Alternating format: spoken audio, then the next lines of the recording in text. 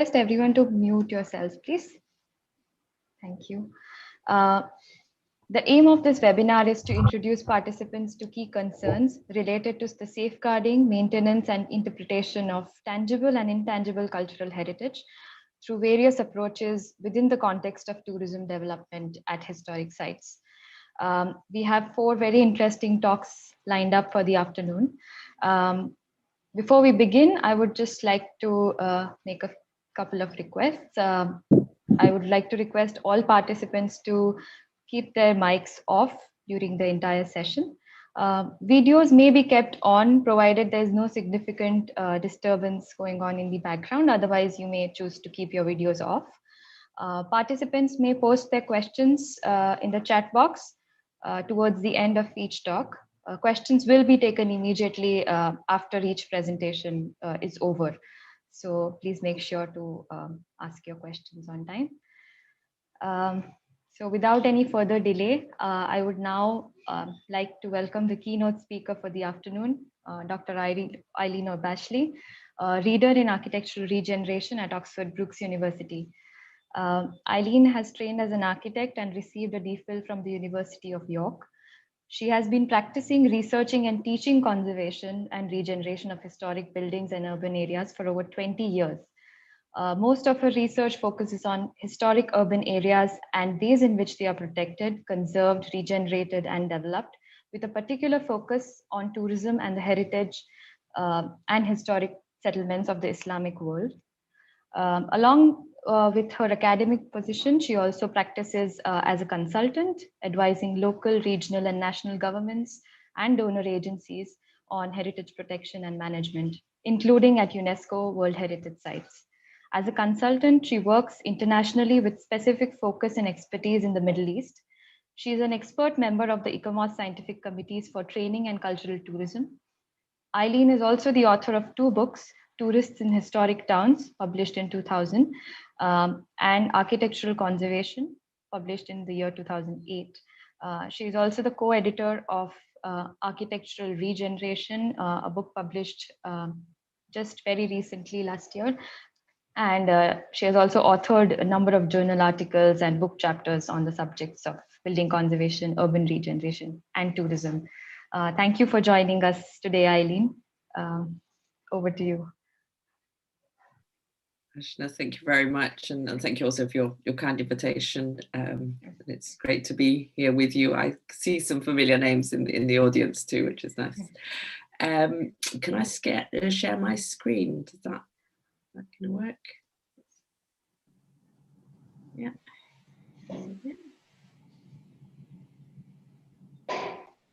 Great. Can you all see that? Yes. Yes, great. Okay. Let's get slideshow mode. Okay. And can you all hear me okay? Yeah. Yes, brilliant. Okay, thank you very much. Well, my role today was to sort of set the scene, talk about tourism in the historic environment. I'm particularly going to look at historic towns or cities, and look at the points of economic regeneration, the impacts of tourism and local well-being. And I hope what I talk about today is relevant to the conditions in which you operate in India.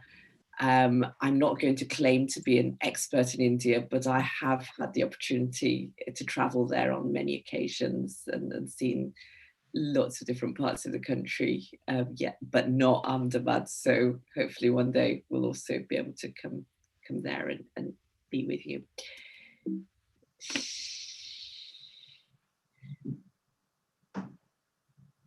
So let's start with where we're at and where we sit currently, because this has a huge impact on both how we manage our cities, but also how tourism operates and is managed globally.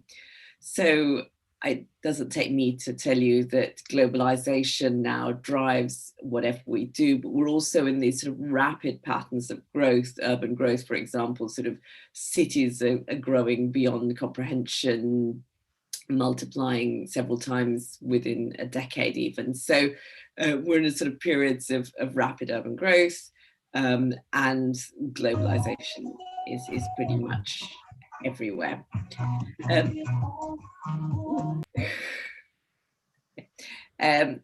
And most policy at all levels, supply and demand chains, government, commerce, is all based around this sort of idea, concept of consumerism. So we're all about buying things. Economic development is measured by consumer buying.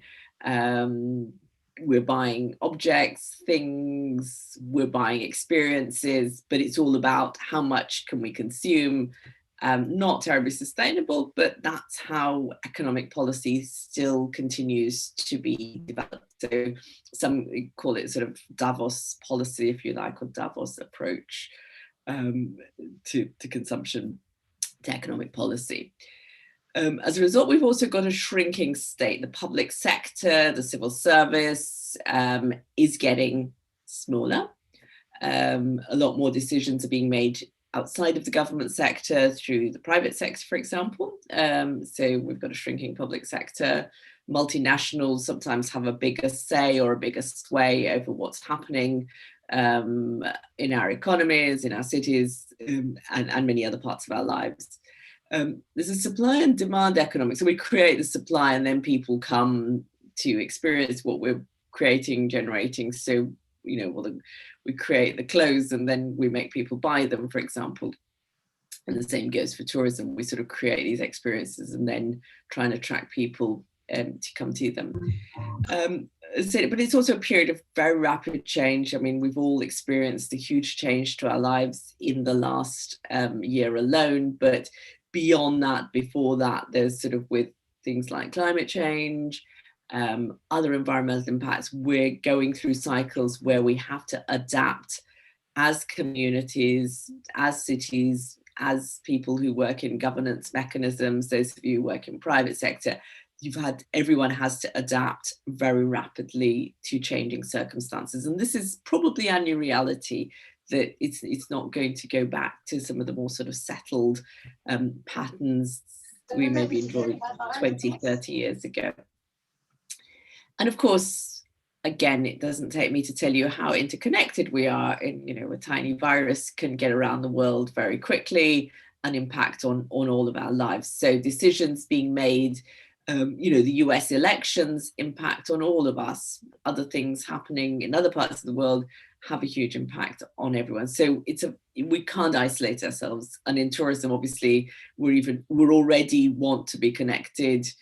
And, I think we realize that how interconnected we are, particularly when things go wrong.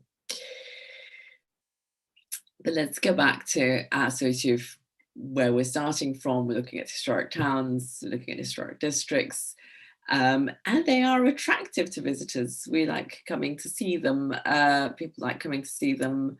We're all tourists in our own way. We're attracted to them, and we like them because they're picturesque, and they sort of, it's part of escapism. They have this sort of slightly romanticized vision of the past, and it sort of takes us back to a less complex time, a less technological time, where sort of we imagine the pace of life to be slower, family relationships to be stronger, and sort of say we have a slightly romanticized vision of historic areas, but also this sort of notion they appeal to our visual senses because there's sort of something different. We also like them to be lived in places. We want life to continue in them. They're not museums. It's not like going and visiting a palace, for example. It's you don't pay your money and go in and have a look at it, or a museum. It's an experience. You sort of want to see life within it. And if it's a place that's very removed from your own culture, there's an element of exoticism in there as well. So you're sort of seeking that exotic experience. And for, historic towns, often they've lost their main economic drivers. Things have moved on, industries moved on, or, the natural resources that were once created in that area are no longer relevant. The ports have become too small for modern shipping. So where places where economy has declined, historic place where economy has declined, tourism provides a new economy, provides us with some sort of a new economic opportunity, a new sector, a diversification of economic activity. So it's seen as like, this is great. We don't, you know, it's non-polluting. We've already got the asset there. We just need to make sure we can support people coming and visiting the place. But unfortunately, tourism does have what we sort of said of, it all sounds too good to be true, and it does indeed have some unintended consequences, sort of impacts, particularly on local well-being. And let's sort of look at both at what these impacts are and look at how we can manage them and how we can sort of learn and look at ways in which we can work with them.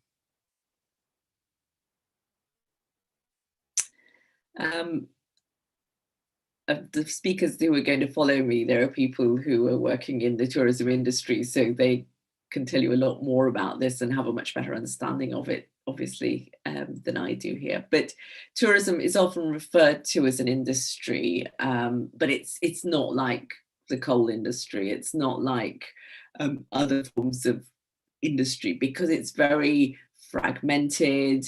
It isn't one entity. It's very complex. It has a lot of players, a huge number of players, from people selling souvenirs on the street to people managing airline businesses that cover the entire globe. So the CEO of Emirates Airline, as well as the little guy in front of the Taj Mahal selling you sort of key rings, they're all they're all players in this industry. So it's very difficult to govern who controls the industry. There are sort of, you know, you can have ministries of tourism, you can have licensing of restaurants and cafes and small businesses, but they only have so much control over who comes, who makes the decisions to travel to places.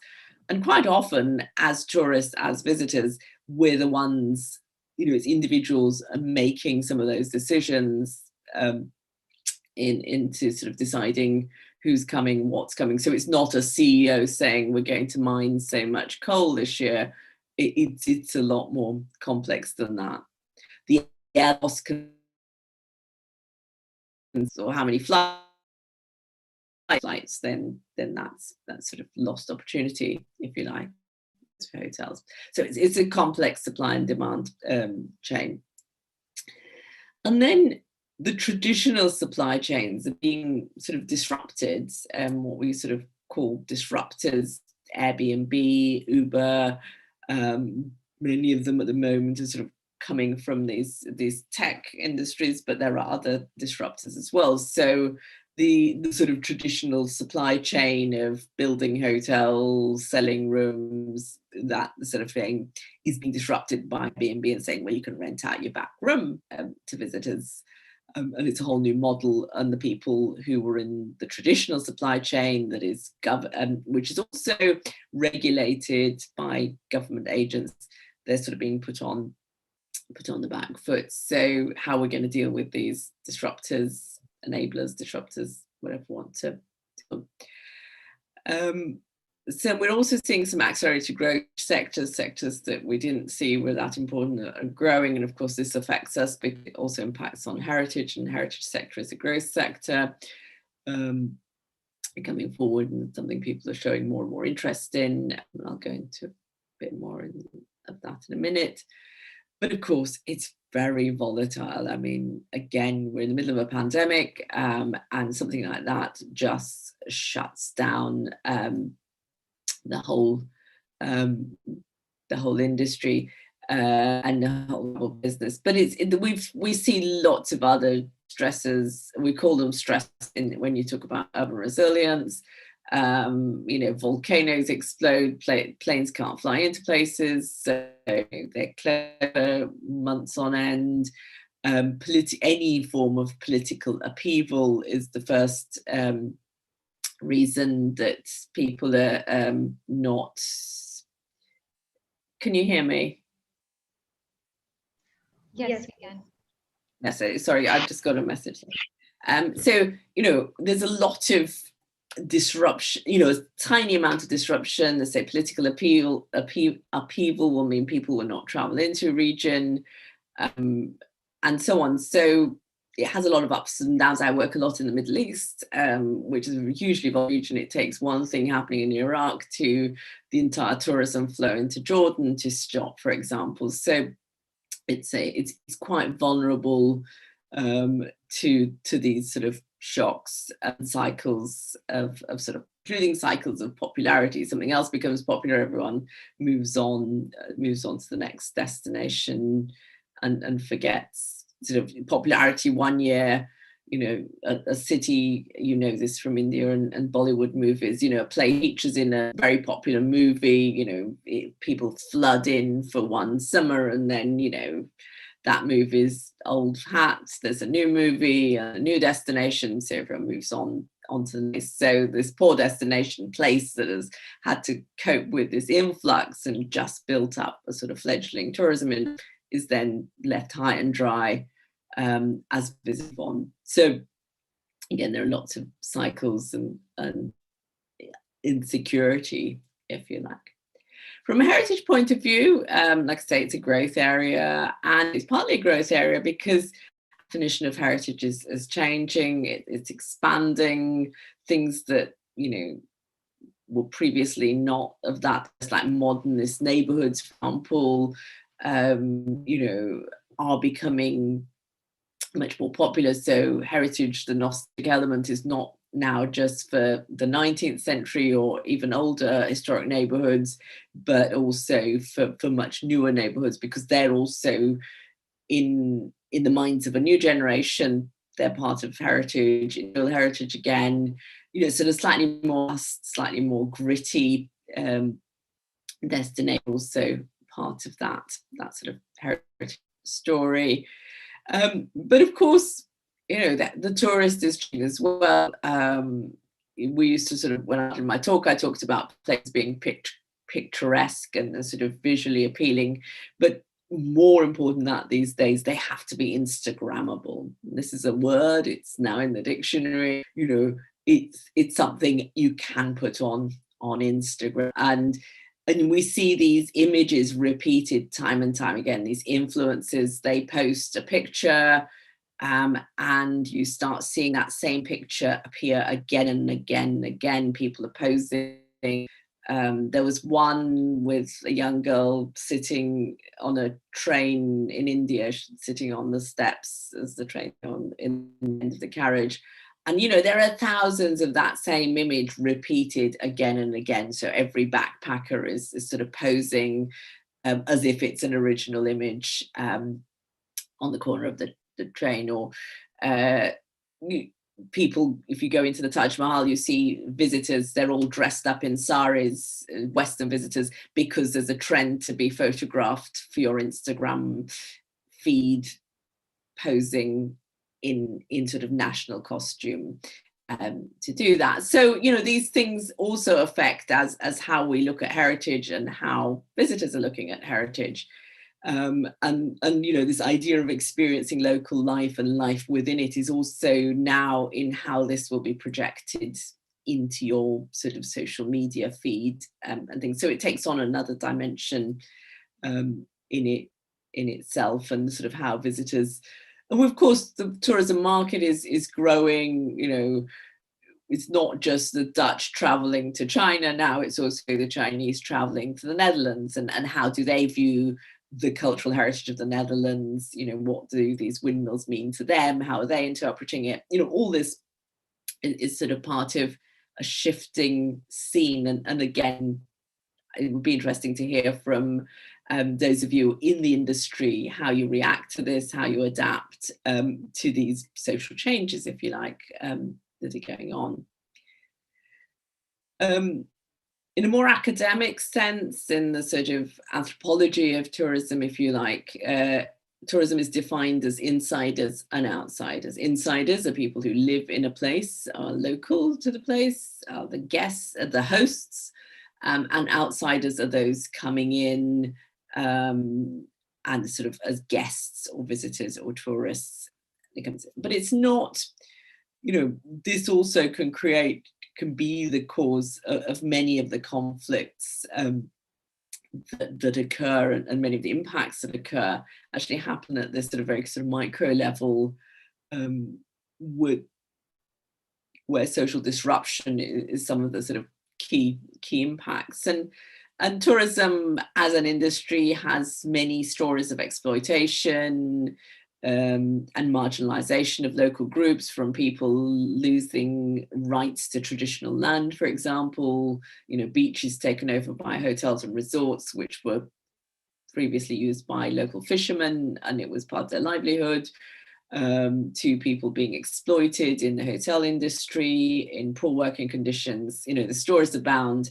And often we ignore them because we're on holiday and we want to have a good time. So we don't want to see what's happening, that the maid is actually living a very precarious life and all that. We just don't want to know about it. So it's a sort of hidden part of tourism, and it happens at all levels. Again, in India, you're very aware of the sort of how tourism can also bring out colonial narratives and sort of new forms of colonialism emerging, this sort of looking into primitive forms of life, or interpreting buildings and narratives and places of heritage importance, and how you interpret colonial heritage, for example, and what's the story, whose story. Is it the colonizer's story? Should it just be the colonizer's story? Should there be other stories, of local stories that, that how we interpret that place, how the visitor views it, how the visitor is told about it, can be really important. You can really use it as an advantage. You can use it as a strength, to be able to tell multiple stories, but it needs to be consciously done. And to say, it's very easy for a visitor to sort of revert to this colonial mindset. We were having a discussion yesterday where you need to start by educating the visitor. It's not just about the responsibility of the locality.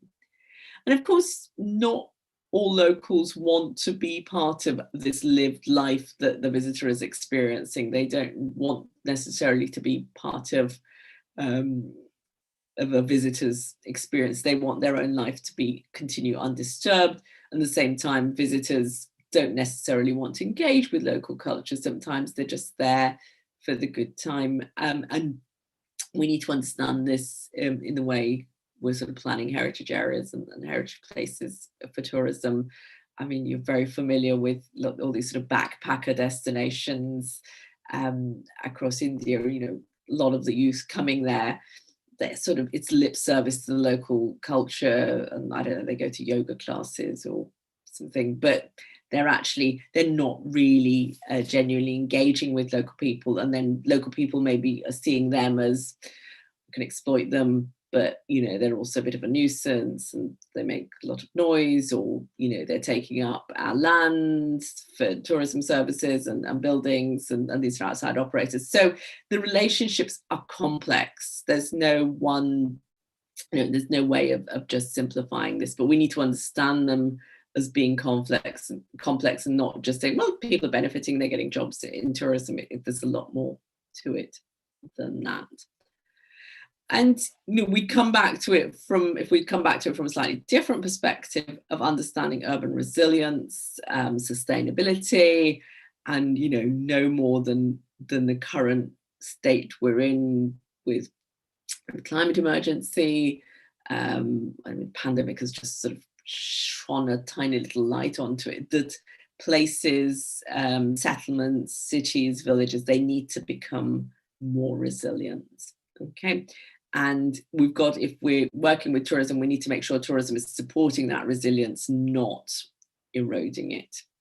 So, we talk about community, but who is our community?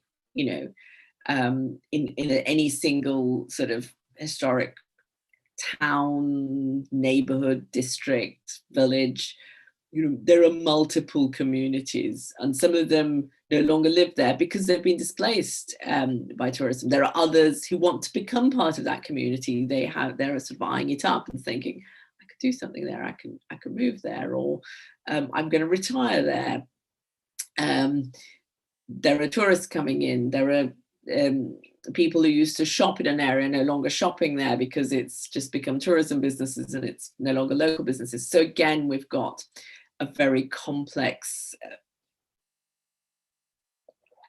picture of who this community is. So in the next few slides, I'm going to talk about community, but I think just sort of bear in mind that we're looking at this sort of much wider network and not just who's there at this time going forward. Right. I hope you can see the whole. Okay. Yes. I think there's an echo. It's all right. Okay, right. So if you look at there's an echo. Someone's got their microphone on. If you just mute, everyone mutes this. It should be fine. Okay. So I'm just sort of take this as a sort of, if you can see the whole slide, you can look at it as a sort of who benefits, how do we benefit from, or who benefits from tourism. So this is a very sort of basic diagram, but if you think about the little dots, all of them as members of the local community, some of them will benefit a lot from tourism. Some of them will neither benefit nor be impacted. Others will be impacted. So the people who significantly benefit, who happen to have a family house, that they can, a historic family house in the middle of a historic town, and they've got an opportunity and sufficient amounts. It doesn't need to be large amounts of capital to maybe turn it into a tourism business. So those people who, with the advent of tourism in a place, can significantly benefit. Others, this is a tour guide, for example, so there's sort of job opportunities emerge for people who might not have had sort of opportunities. So by working in the sector, they might not be benefiting as much as the person who had a family house that they've been able to exploit and develop, but they're also benefiting by getting jobs. Others, me living in London, for example, tourism happens in London, but I neither benefit nor are impacted on it. It sort of happens. As I say, I don't get a benefit from it, but it doesn't hurt me. It doesn't affect me either. Those who start sort of becoming the losers are people who, like, rents are going up, so they can no longer afford to live in a place. Properties that they used to rent are now boutique hotels, and therefore no longer available to a sort of, a lower middle class audience who would previously have rented them. So the picture you see significantly impacted is the Fener Balat neighborhood of Istanbul, which, as funds became available for its restoration, it became more of a tourism attraction, and most of the residents who were tenants could no longer afford to rent the properties as property rents went up. So the community, the neighborhoods community started changing very rapidly, following a very well-intentioned, it was European Union funded, UN Habitat was involved, it was a very well-intentioned conservation project, but unfortunately it ended up marginalizing local users and tenants, people living in the area. So as time goes on, as tourism picks up, you start getting these yellow dots you can see here. And these are outside investors, because outside investors only come in once they start seeing an opportunity. But of course, they have a lot more. Investors can come into the market with more capital. and know-how than is locally available. So they know what to invest in, they can see opportunities, and they can so they can sort of grasp those opportunities, and they become the top of the chain, if you like, because say they're coming in with big money, they're possibly grabbing the best properties to turn them into hotels and shops and jewelers and the rest of it. Locals continue to benefit, but we're also starting to see maybe more people are impacted as tourism is growing. And again, a little example for you from Agra, where yes, the local, there's a cycle rental here, there's a little local business, it's not a big capital business. It's created an opportunity for a few local operators, but at the same time, a nursery business opposite the Taj Mahal in one of the Mughal gardens, is in danger, and probably has, since we visited, closed down because the land is too valuable and it's no longer possible for these local operators to continue their gardens nursery business, because there are there are big developers pushing for a land grab on this area. So we can celebrate these small businesses that are benefiting from tourism, but it's probably happening at the same time we're losing as many other small local businesses because of the pressures of tourism. And I think we need to look at, again, be very aware of this balance that's going on. So gradually, as these outside investors come into the market, you start seeing the local investors are marginalized. They're being pushed. So from being a beneficiary, they're becoming less of a beneficiary. And similarly, people who were not affected in that sort of neutral zone are beginning to be impacted by tourism. So you're sort of shifting that whole scale down, moving forward. Those who are significantly impacted are becoming even more impacted. So the example I've got here is Yangon and Myanmar, where you're getting these Chinese investors coming in, building mega, with their technology, the sort of steel and glass hotel buildings. They're able to buy up land very cheaply. So they're significantly benefiting, or at least from Yangon being on the up and sort of gaining a new tourism economy. And yet these local vendors who've been there forever, if you like, on the other side, they're being cleared because they want clean pavements and they don't want sort of street economy or street vendors. So they're losing their livelihoods, whereas the beneficiaries are sort of outside investors. Things. So gradually, as things change, as more and more outside investors come in, you push the benefits to the locals in a sort of towards the negative direction. And you create what we call, again, in sustainability, these sort of tipping points, whereby, until a certain point you say, well, I don't care, tourism's happening, I'm an academic, I work in a university, I really don't, care, until suddenly you realize there's a tipping point for you where the properties you could live in are no longer affordable because rents have risen, or the city centre is too noisy, it's sort of messy, it gets very polluted because of tourism. So suddenly you reach a tipping point where you start saying, hang on, this isn't good anymore. Or as an investor, you might say, it was great, I was getting some benefits from tourism, but now I can't compete on the market, rents are too high to keep an artisanal shop open. It's a tipping point. It is no longer viable for me to compete in this market when McDonald's can come in with a lot more money and things like that. So it's, again, in planning, in urban planning, we need to sort of identify these tipping points.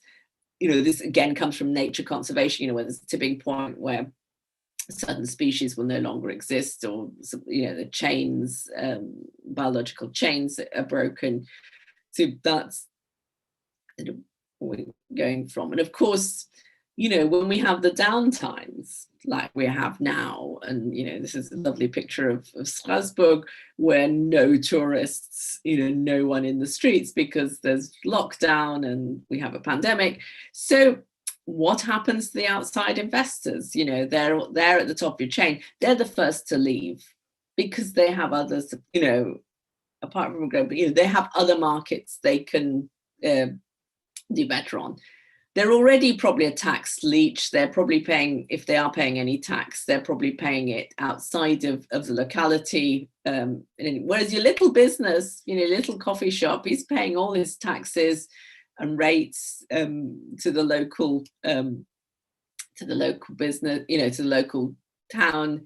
Whereas your big chains, they're not. I mean, this is just an example from the UK a few years ago, is that Starbucks paid no tax in the UK because they were able to fiddle their books and show they didn't have any profit.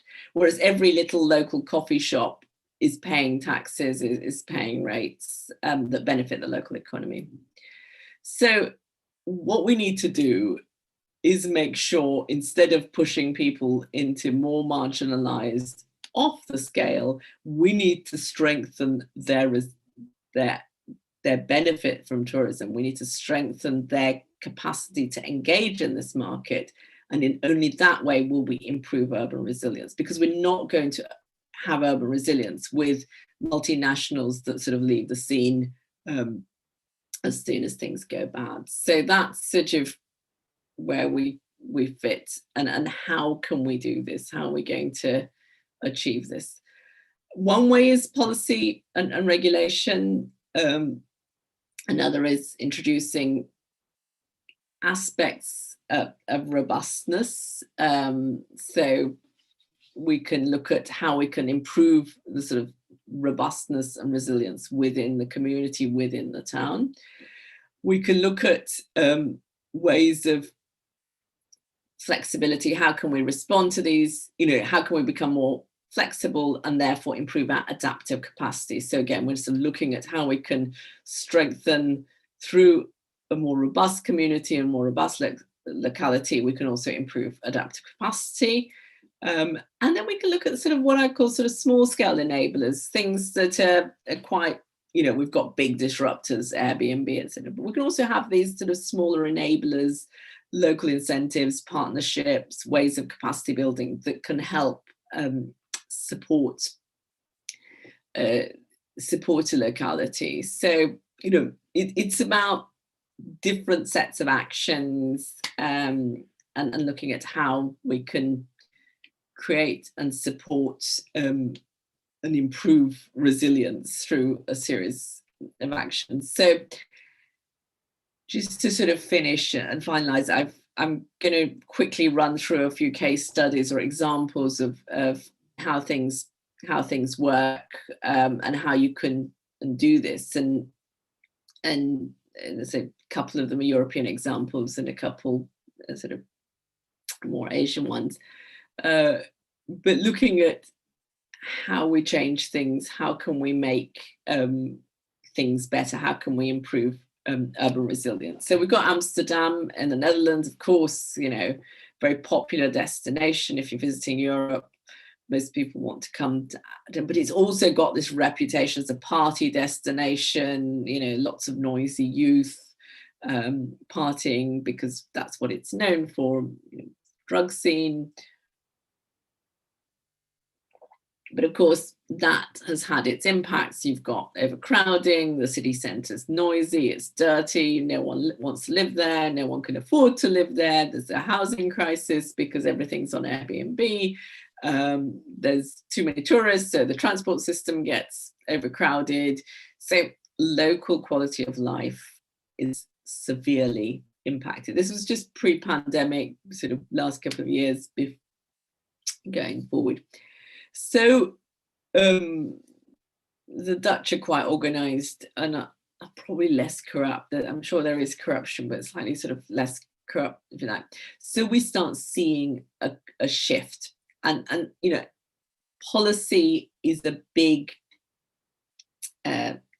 game changer. You can do a lot with policy, and decision makers are either lobbied by the industry that's set to benefit, or they're too afraid to make policy decisions. But actually in tourism, you can make some really good policy decisions and have an impact. So in Amsterdam, okay, they said, you've got to get a special license if you want to rent your flat on Airbnb, and we're only going to issue so many licenses. So they're using policy to say you can't just turn the whole city into one big hotel. Actually, we want people to live here, and we want people to have access to a rental market. So similarly, there was regulation on transportation and the sort of quality of what's happening. They also tried to adapt, because they tried to do things like these small adaptation approaches, change the marketing strategy, try and remove some hotspots. And there's a visitor app, so everyone uses these apps. This is a smart city. Big data, use the data that app is collecting to say, okay, we've got overcrowding in a certain area, so you deal with it in a sort of real time, in a dynamic way. So that can help. There was this big sign, I am Amsterdam, outside of the railway station. Everyone was stopping there. Again, it was an Instagram moment coming forward, and they removed it. It was causing so much congestion, take it away. That's the sort of way of saying, actually, not everything is set in stone. We can change things. And also, the sort of enabler category, you're looking at small scale operators, more ecological approaches, different alternative visitor experiences. You can go on the canals and help collect rubbish, for example, knowing sort of what local businesses do. So I think that's it's very small compared to the scale of the threats, but it's an opportunity, and we need to look at how we can build more of these opportunities. I'm not going to go into detail of Venice. It's a very a sort of complex story with huge impacts, but just to pick up on, finally last week, hopefully, there has been a policy change that they are banning cruise ships from passing through the city, but also initiatives like Fairbnb, which is not Airbnb, it's run by local operators, so you're encouraged to use that rather than a sort of multinational. And there's also an app and a website that shows you which businesses are genuinely local Venetian businesses, so you shop from those shops rather than sort of chains or others that are sort of outsiders coming into the city. Things. In Bursa in Turkey, which is an old sort of city was one of the earliest Ottoman capitals, and became a World Heritage Site a few years ago. And the World Heritage Site sort of brought in both new policy opportunities to protect the heritage, but also new pressures, because suddenly you've got more visitors coming into the city. And I think one of the sort of biggest areas where work it's still underway is working with the traders who sort of have been there for generations, some of them, but are being threatened with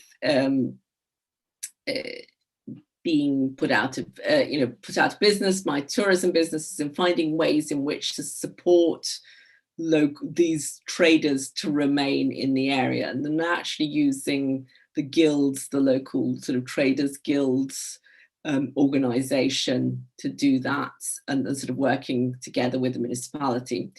So in that sense, the World Heritage Site brought some opportunities, and it also brought, through a management plan sort of framework, an opportunity to work better with these stakeholders to understand their concerns for their trade, for the historic buildings in which they operate, for their markets, and the change in demand for markets. You know, you've got tattoo parlors appearing next to towel shops. Towels are famous in the area. So, you know, it's also this dynamic between what tourists are wanting and what local shoppers who always use this area are wanting. So accommodating the natural change, but at the same time maintaining the identity and in particularly the business of the local business people, because they also support, they have a long-term interest and commitment to the area.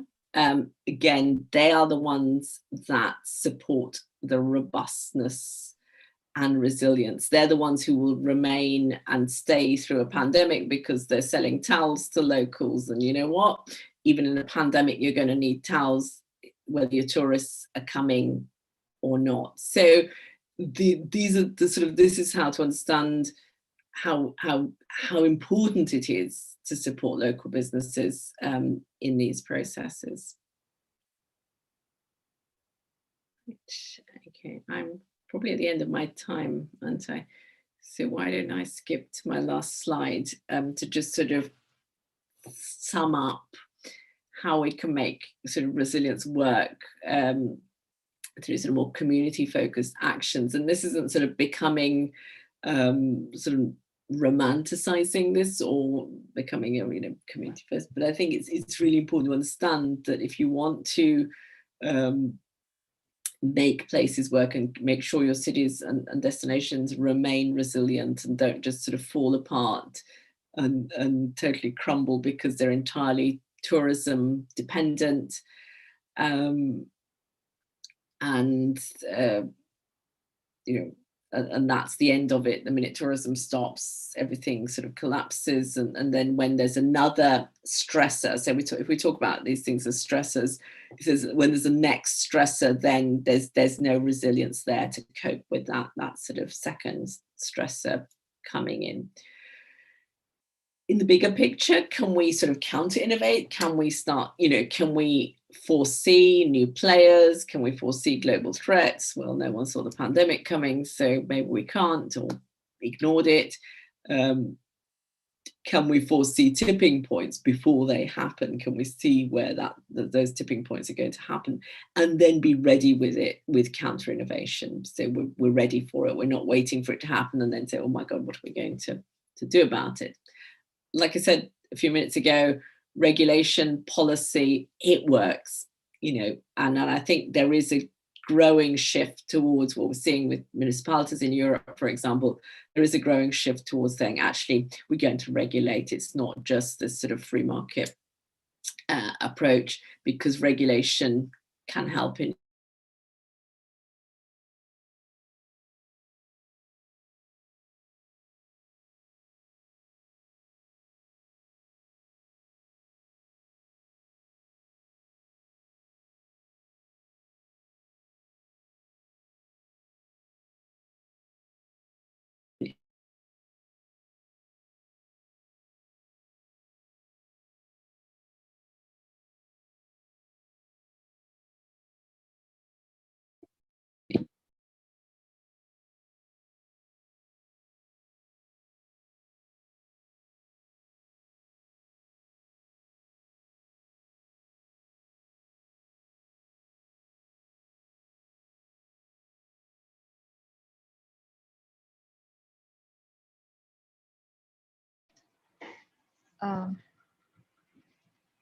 I think there's some issue with, yeah.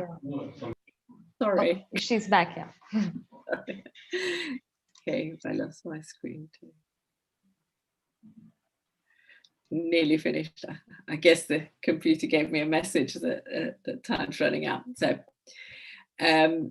so going back to smart cities, and you know, we're creating a lot of big data, and we can use this effectively. This is really valuable information. We can so look at how we can monitor what's happening and share sort of big data.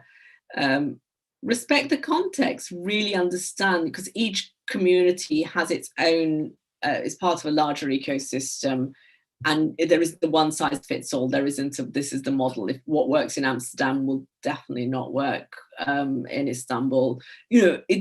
Each place is unique. Each place has its own dynamic, and it's important to work with that.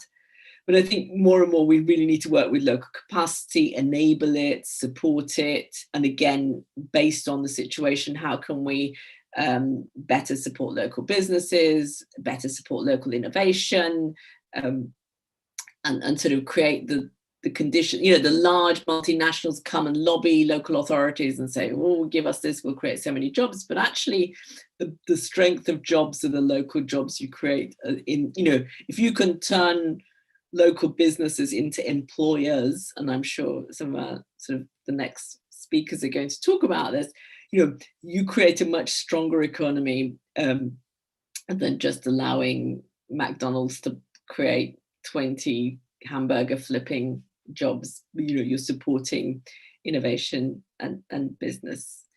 So I say the disruptors are big players, the enablers are small players, but it's those small players, and it's a combination of having lots of those small players together that makes a place more resilient, sort of improves urban resilience. And also well-being, that people want to live in those places. They want to continue being part of that. And if you've got a happy, content community, you've also got a better tourism product, because it becomes a place people also want, it becomes attractive place to visit and become part of. Now, the people who are have the most adaptive capacity, a lot more than local communities, are tourists and the tourism industry. They adapt brilliantly. What they've done through the pandemic, even the rate to which they've been able to adapt. Same with tourists. If you tell them not to go down that street but go down this street, well, they adapt. They go down the other street.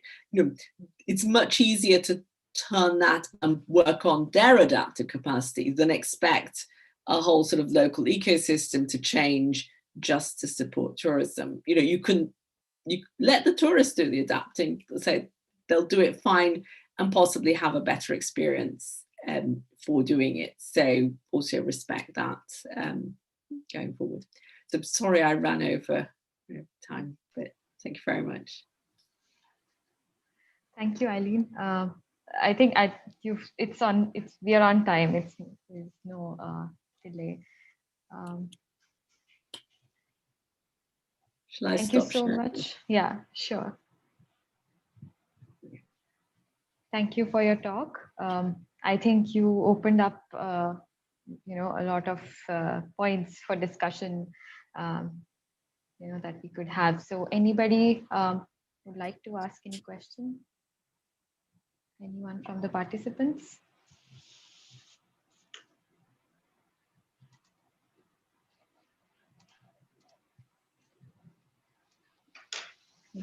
I'll start with a question.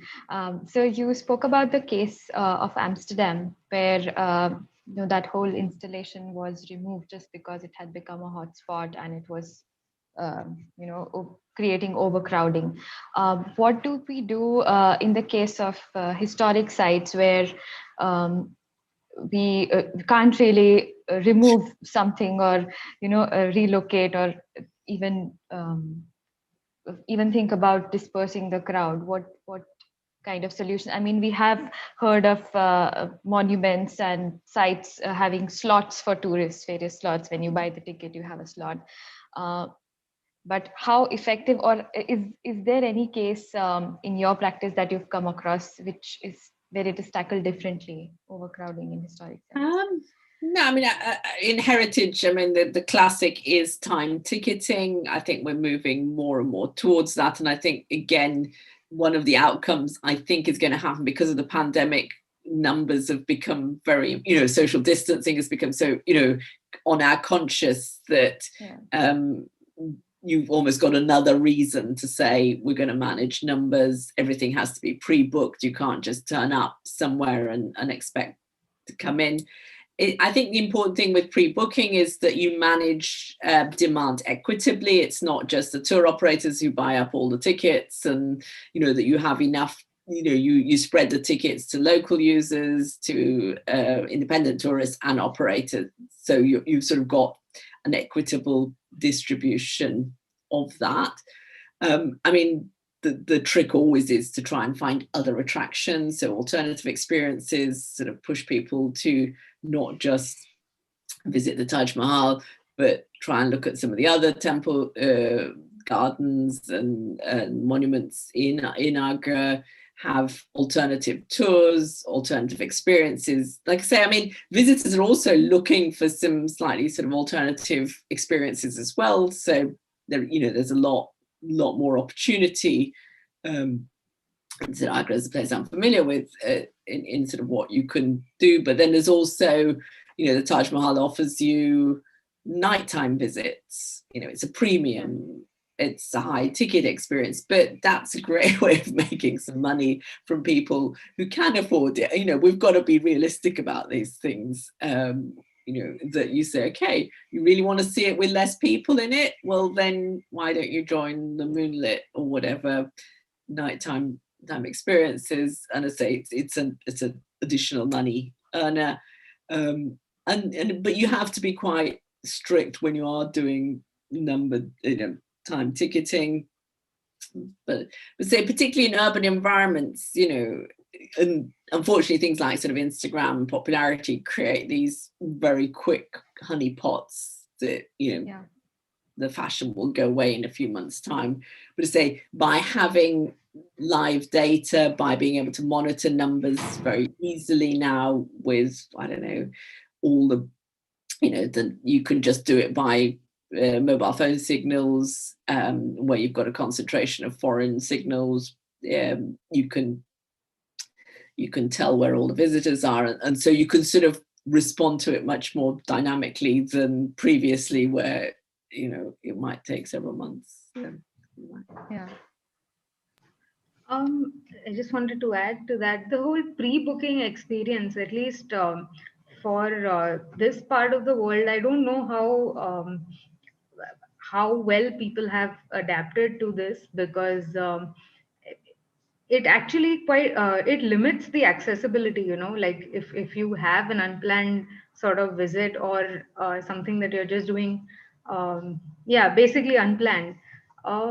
That's one thing, and there are a lot of people who may not know their way around uh, these systems. But people adapt. That we need to allow them to adapt. People have learned, I mean, hospital booking systems, everything's moving to these systems.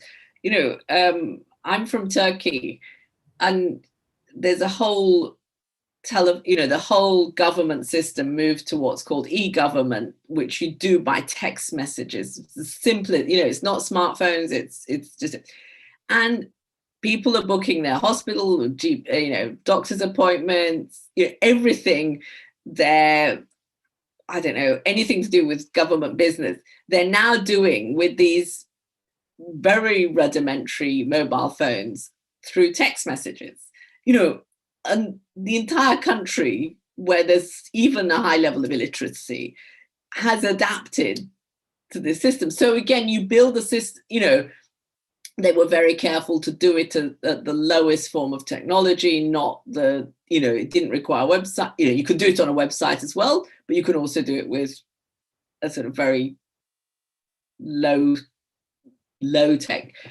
So I think, it's an amazing how quickly people learn and adapt to this. So, I would say don't use it as an excuse, but do it in a way that enables people to participate. And like I say, with the pandemic, we've all learned that things we could previously just turn up for, we can't anymore, because limiting numbers has become a sort of health issue rather than a sort of,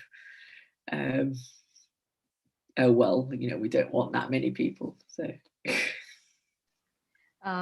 we have a few more questions. Roshni is asking, what are your thoughts on virtual tourism of heritage sites? Is it the way forward for the tourism industry in the near future? Google claims it is, but I'm not sure. There's a whole project which we were SIARC, who we happen to be working on a research project with them, and they've also got a project with Google where they're sort of scanning monuments and 3D scans, and you can walk through them, and it is an experience. I don't think it depends what you want from your travels, whether you want to interact with people, whether you want to interact with places, or whether you just want to feel, want to learn more about the monument. If you don't like traveling, if you think you're going to catch lots of germs and it's not your thing, then it's a, this 3D creates a huge opportunity to experience things that we wouldn't otherwise have experienced. And there are going to be monuments that none of us can go into anymore because they're too fragile, and the rest of it. And the fact that we can experience it as a virtual reality, augmented reality, I mean, that's amazing. But I don't think it's going to replace tourism and travel per se. In sometimes these sort of things actually increase travel because you experience the virtual reality one and you think, I never knew that place existed. Now I want to go and see it. So, ebooks created more demand for printed books. Meera Goradya is asking, is the shift to local enablers becoming a strong policy shift? Not enough in my book. I think there's a bigger realization of it, but I don't think local authorities or the people who should be supporting it are supporting it.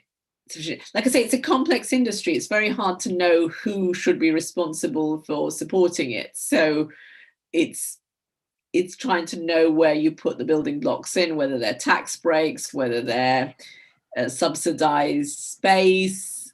It's hard to know how you support this ad hoc ecology. You don't, you get these great ideas like this guy taking tours around Amsterdam collecting rubbish. So not only do you get to see Amsterdam with a different view, but you also help clear up some of the plastic floating in the canals. I mean, no one would have thought about that.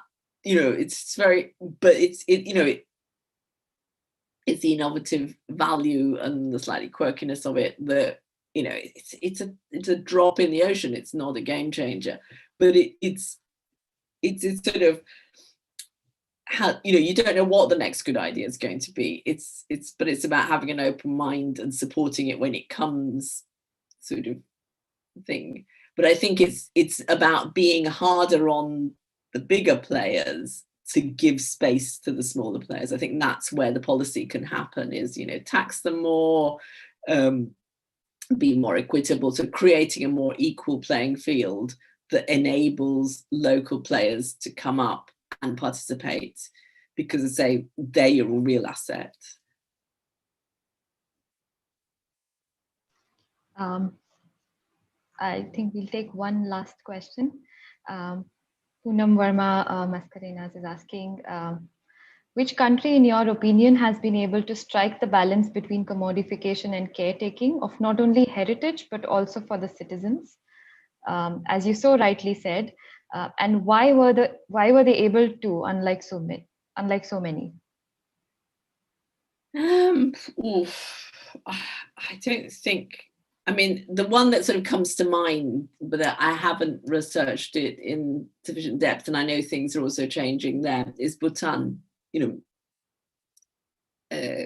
On your sort of near neighbour, if you like, where they didn't fall for the, you had to pay. There were, for longest time, they put limits on numbers, and they kept very religiously to those numbers, so they didn't exceed the number of tourists they had, and I think they do now.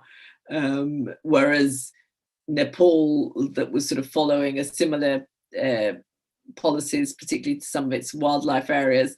The minute the money started coming in, the numbers just, it was 200 people, then it was 300, then it was 400, permits that they allow.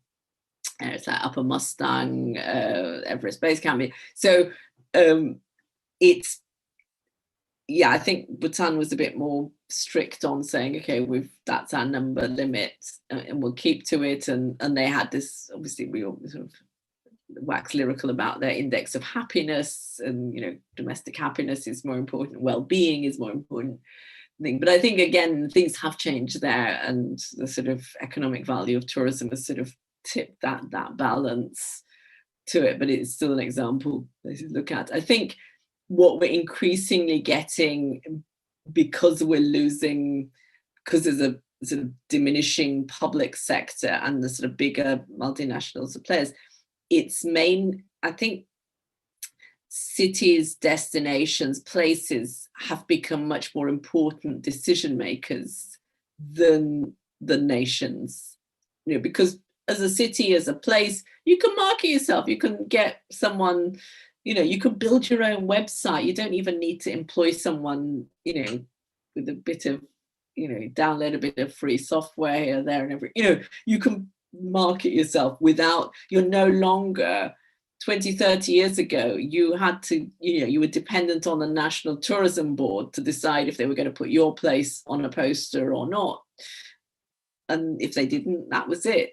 You had no other way of marketing your locality. Now, the local businesses can get together, they can do things, they can have initiatives together. And the example I didn't talk about was Goal, and I was only there very briefly, but we had a meeting with various businesses and the governor, and it was quite amazing that, the businesses, okay, they compete with one another and there were disagreements as well, but they were also able to sort of have initiatives and sort of develop initiatives together as local businesses, hotel owners, restaurant owners, what have you, regardless of what the governor said even. They were just getting on with it. And then they were sort of asking the governor for some favors, and, well, can you support us with this, or can you do that? And rubbish collection needs to increase, or whatever. But it wasn't the government telling them, oh, we're marketing this or we're doing that. It was the local businesses working together and saying, for our businesses to work, we need this and this and this from you. So I think there's also a very sort of clear shift that localities themselves can be best practice and do the right thing, and not less dependent on their sort of political overlords, if you like.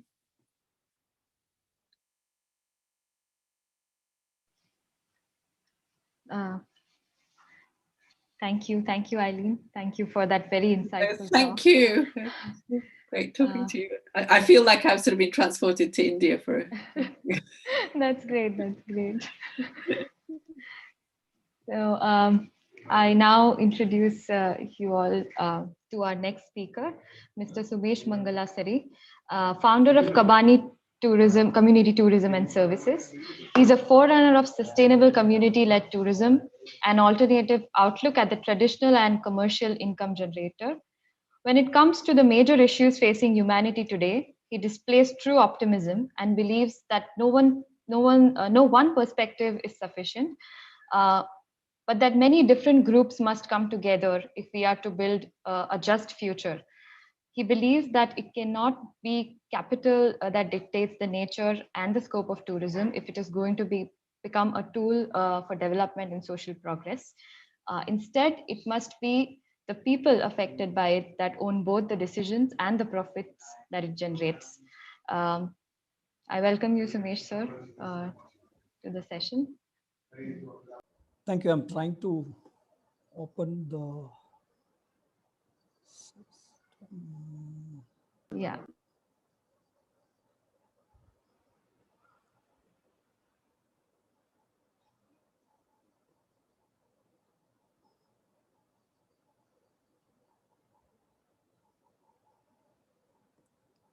Can you see that? No, not yet, sir. Something is.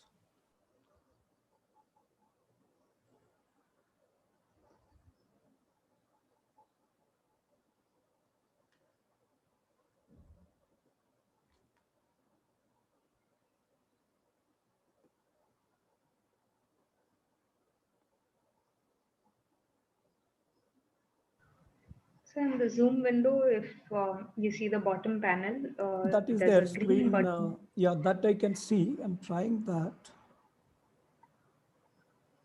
Okay.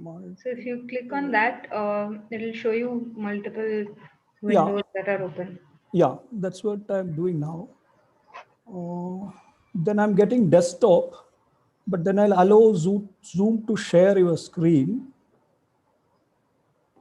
Yeah. Yeah, then some security privacy I'm getting. Just a minute.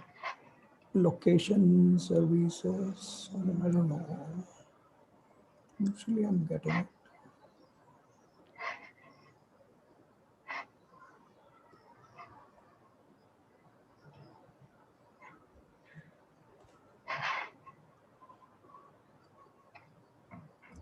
No, same thing I'm trying.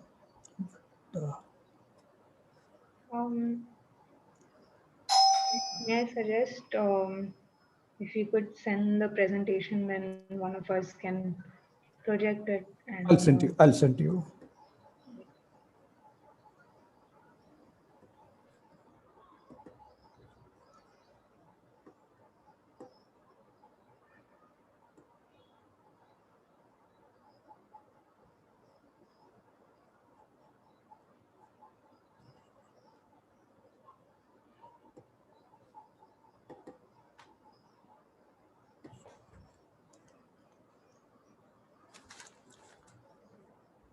I'm sending it to Ashna.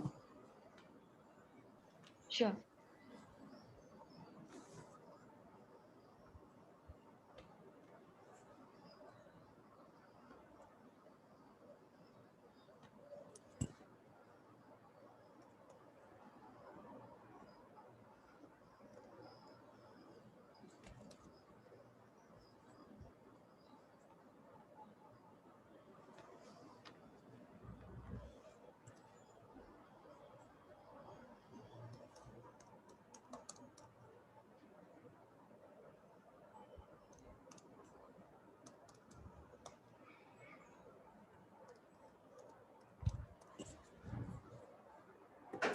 It's uploading. Give me 2 minutes.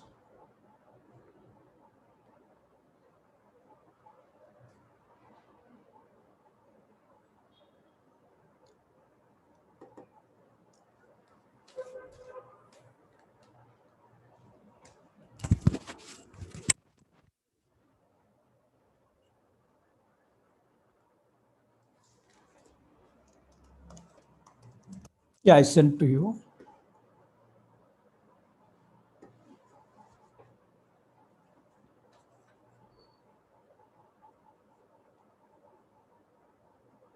Sorry. You got it?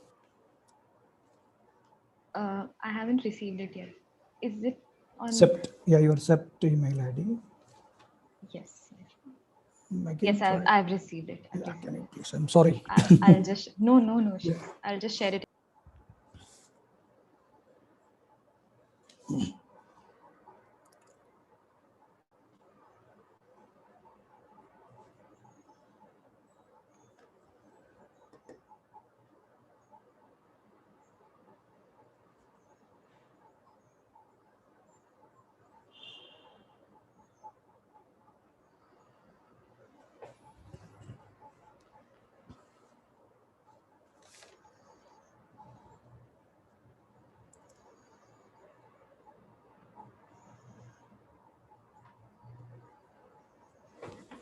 Anyway, I'll start for the meantime.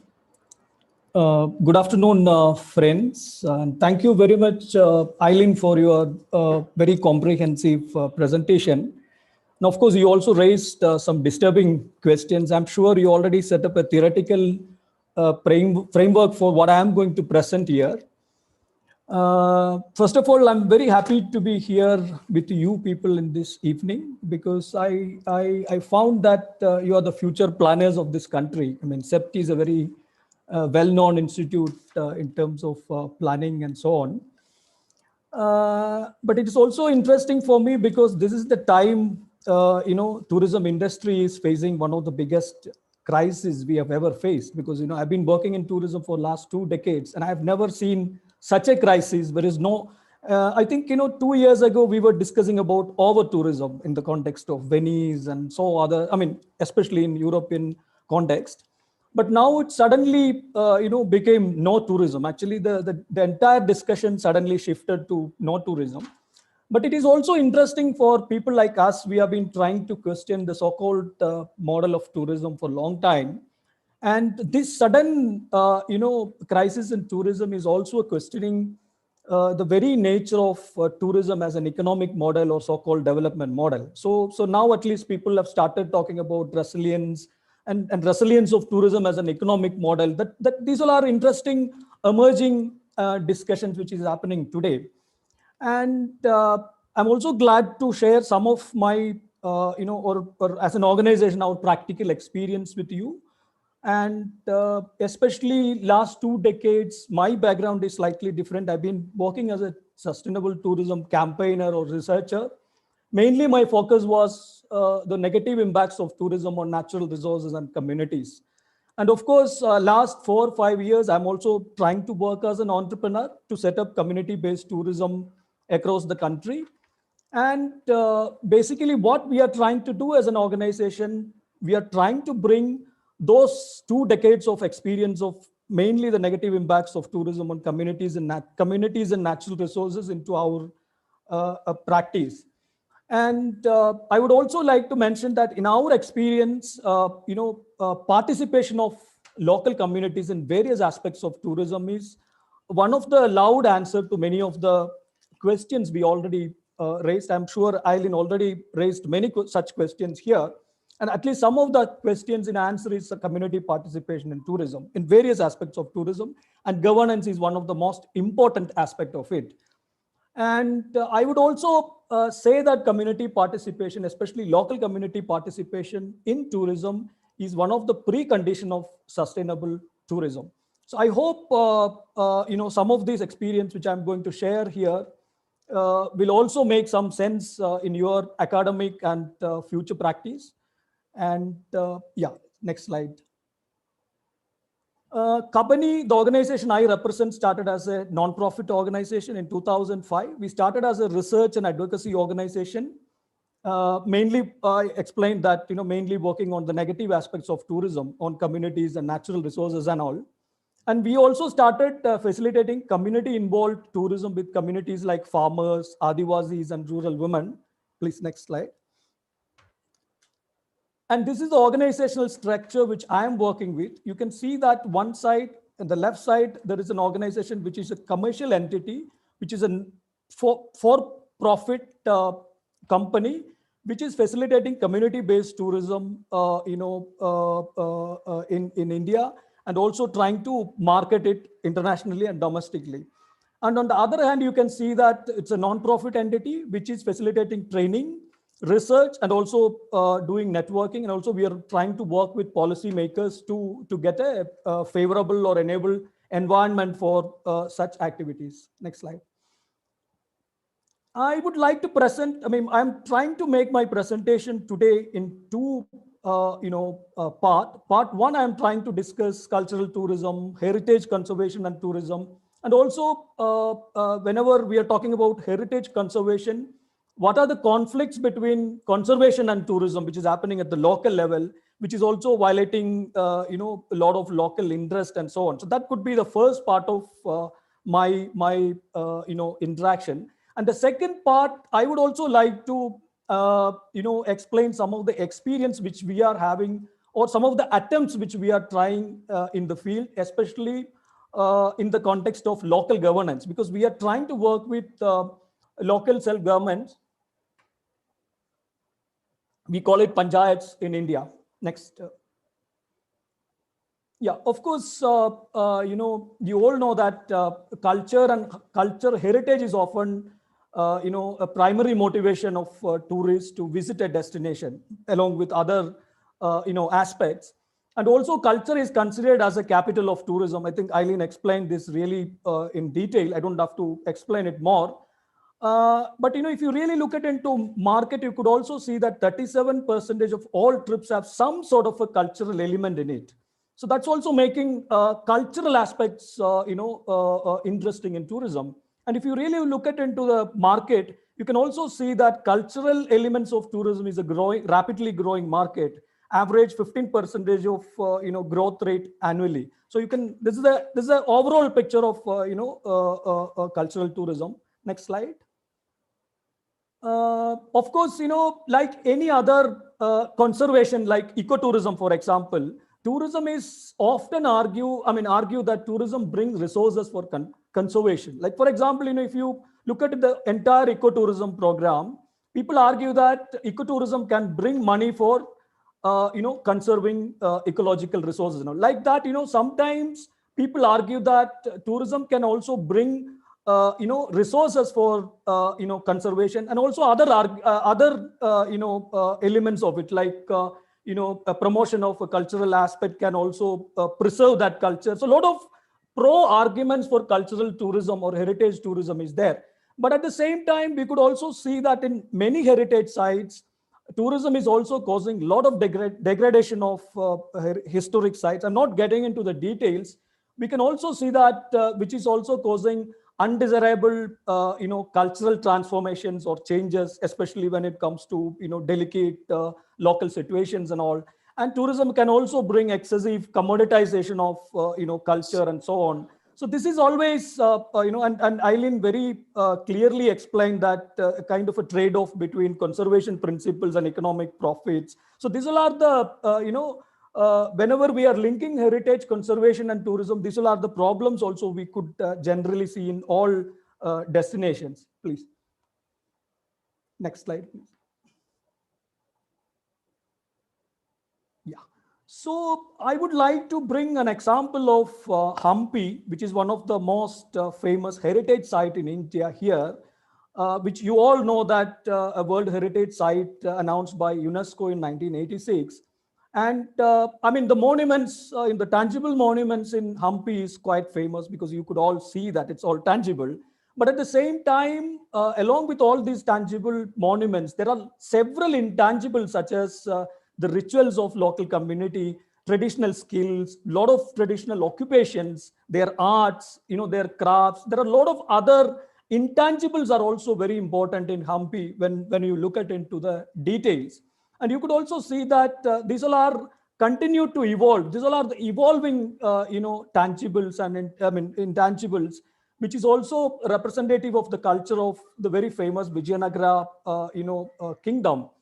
And you could also see that the locals continue to use many of these ancient resources, which is also a cultural heritage. Like, for example, if you consider water systems in Hampi, still the local farmers are using that for irrigation, because that is very important for them to continue their livelihood. So if you're considering all this, we could also argue that Hampi is an ideal living culture landscape. So that's also making Hampi is very very important, but not much discuss this, please. And but at the same time, if you really look at it, what is happening in Hampi from a governance and other perspective, you could also see that there is a Hampi World Heritage Area Management Authority, set up by government with a particular act in 2002. I remember. It is now acting as a parastatal body, which is also like and also probably the best possible example of the chaotic policy arena of heritage governance that you could see in Hampi. And you could also see that, like Eileen explained, it's a classic example where tourism takes a center stage in policy making. And this also resulted some sort of an elitist landscape, which is far removed from the experience of the local. There is no representation of, the local experience and all here. And you could also see that there is no local community participation in decision making, planning, and implementation when it comes to the governance and other aspects of this particular destination. And if you really analyze the particular authority, you could also see that it is very centralized and bureaucratic. And it's surprisingly, you should see that there is no single elected representative in the governance system. It's completely IAS officers like district commissioner, assistant commissioner, then conservator of forest, and also the director of tourism from Bangalore. So this is the constitution of the particular authority. And this also resulted a lot of conflicts between community and tourism there. Like a lot of displacement already took place, and also you could see that in pictures. A lot of abolition. 2017 abolition of this is very well known now. So please, next slide. So, but at the same time, I'm not getting into details. Actually, if you want to know more about Hampi and all this governance system and all, I could provide a report. Probably I will send to you. You can circulate it, because there is a Bangalore-based organization called Equations. They did a very interesting research on that. I could share that research. I'm also associated with Equations. So, but you could see that when you look at into UNESCO, guidelines and conventions, they very clearly says that they clearly emphasize the community participation in all this governance system. The World Heritage Convention, of 40th anniversary of World Heritage Convention in 2012.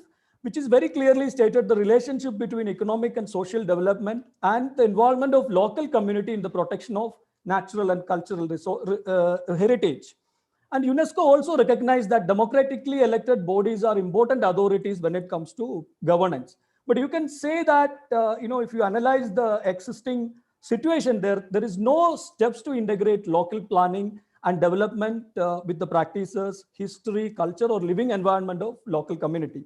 And it is also interesting to note that if you really analyze the existing Panchayati Raj Act, you could also see that many of these provisions are violation of Panchayati Raj Act, especially the 73rd and 74th Amendment. We got quite a lot of powers for we call it regional governments to taking decision, managing, and monitoring and all. So this is a clear violation of such legal provisions provided by Indian Constitution. Next slide. These all are the pictures are quite famous, but you could also argue that the very anti local kind of a policies and very centralized kind of an approach, which also resulted, local communities are against conservation. This is exactly what is happening in forest areas also. Like if you look at it to what is happening in the forest areas, it's a very centralized kind of a governance system, which is happening there as well. I mean, it's a problem with the conservation in general. So which is ultimately, the local communities are against conservation, and they consider, heritage monuments are or natural resources are kind of their enemies. So this is a fundamental problem of our conservation practices. Next slide, please. So, I mean, of course, I explained. I'm not getting into details because there are a lot of issues which we can discuss further when it comes to Hampi. But I'm not getting into those details. But what is the way forward? Actually, I would argue that community participation is one area where we can find some of the solution for all these problems which we discussed here. So a sustainable plan with local participation could be, a way forward. And participation of local community is the key for making tourism sustainable. I already explained that. This is also, helping us to minimize economic inequalities and also safeguarding the heritage resources and value during the tourism growth, because Eileen was explaining, what is happening when especially she was also explaining the carrying capacity and all. So many of these issues we can address through community participation in various aspects of tourism. Next slide. So I would like to, of course, we are also trying to work with this. When it comes to we call it participation challenges, because it's not really easy to bring community participation in various aspects of tourism. And the word or phrase community participation is also often a misunderstood or misinterpreted concept, because community participation mainly, especially in the context of tourism, which is limited to local sourcing and menial jobs. Like I can even I can argue that I'm giving job to a local person. I can say that my tourism is local participation oriented or whatever. This is what is happening in tourism industry. And another thing, in many cases, the so-called community participation in tourism is a token participation or limited to NGO participation. It's not really a community participation in that sense. And in majority, you could also see that the so-called participatory projects are minimal and passive, and mostly communities are just as recipients of expert knowledge which comes from outside or whatever. So this is what is normally happening in destinations. And also, I already explained that there is a Panchayati Raj system and all. These all are the existing mechanism of local governance, which is in many cases, not just in heritage conservation, when it comes to special tourism areas, special tourism zones, and also forest areas, the existing mechanism of local governance is completely bypassed by all these para-statal bodies or some authorities or whatever. So this is exactly what is happening. So I think the voluntary schemes are not really sufficient to address this problem. So next slide. So when it comes to participation, especially when it comes to grassroots, what participation really means? In our experience, we found that there are 4 levels of participation in tourism is very important. The first one is participation in decision making and governance. Who is going to take decision which is affecting the population who is living in the destination? So that's very important, and also the proper governance of tourism destination. And the second aspect of it, participation in business and sharing of its business, its benefits, which is also very important. And Eileen was explaining about enabling environment, which is where the role of local governance is very important. So this is a very important aspect. And the third aspect of it, participation in management, especially destination management. And I think this is something which pre-COVID situation people were discussing a lot, especially when it comes to the discussion on over tourism and all. Participation of the destination management was much discussed, especially last 2-3 years. And participation in management is one of the key area where we can bring more efficiency in terms of managing destinations. And the fourth element, participation in monitoring. You need a lot of regulation in tourism. And when I say monitoring, if you consider tourism as an industry or development model, most of the states are considering tourism as a development option, and under the notion that they think that tourism can bring employment, tourism can also bring local development. So what are the criteria to assess whether tourism is bringing a larger holistic development? Also, this is also very important aspect of participation. Next slide.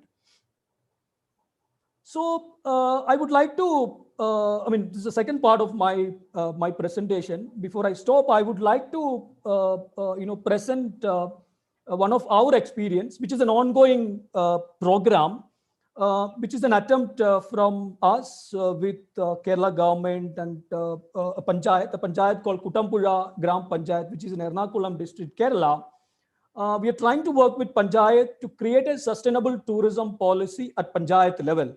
If you really analyze Panchayati Raj Act, you can see that something like 29 powers and functions are available with Panchayati Raj Act. Like, for example, providing license, which is a responsibility and right of Panchayat. So they can set up certain conditions for that.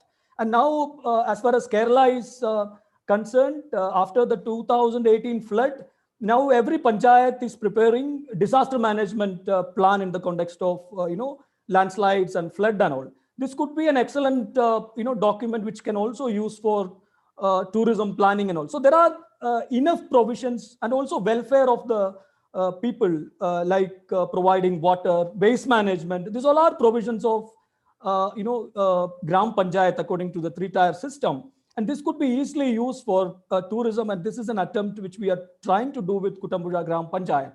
And Panchayat is also now preparing guidelines for each stakeholders. Like, for example, if you want to get a license from Panchayat as a resort or as a homestay, they're preparing certain guidelines which you need to meet in order to avail your license, so which is happening. And the third aspect, the Panchayat is also leading to create or enabling community-led business models in tourism. Like Eileen was talking about, enabling atmosphere. Panchayat is also trying to do that. Next slide. So, I already explained 4 level of participation, and this Panchayat is trying to do this 4 levels of participation within their limitations, definitely. And first is participation in decision making. So they created a subject committee in tourism, which is just functioning now at Panchayat level, which can include experts, which can include representatives from different sections of communities like SHGs, and so on. So that is happening. And the other aspect, what they are doing, everything is participatory. Like, for example, they are having discussion on tourism in their Gram Sabhas. They're discussing tourism project at Gram Sabhas. And they're also doing participatory resource, mapping. And when they do the participatory resource mapping, they're identifying cultural, natural, human, and social resources, which is ideal for tourism, which is later, using for service and product design. So I would also argue that this is a participatory service or product design, which is happening at Panchayat level. And when they discuss about a resource, like, for example, they're discussing about a cultural monument within the Panchayat or a natural resource within the Panchayat, they're also discussing about how to protect it. When tourists are coming, what are the guidelines prepared in order to preserve it. So those kind of nitty-gritties are also they're discussing when planning is happening. And they're also preparing guidelines for travelers and host community. And they're also trying to link tourism to the holistic village development. This is very important in the current context, because in many cases, the local players, they are trying to take tourism as an additional income, not main source of income. In the beginning of my talk, I was talking about how vulnerable tourism industry is. Eileen was also talking about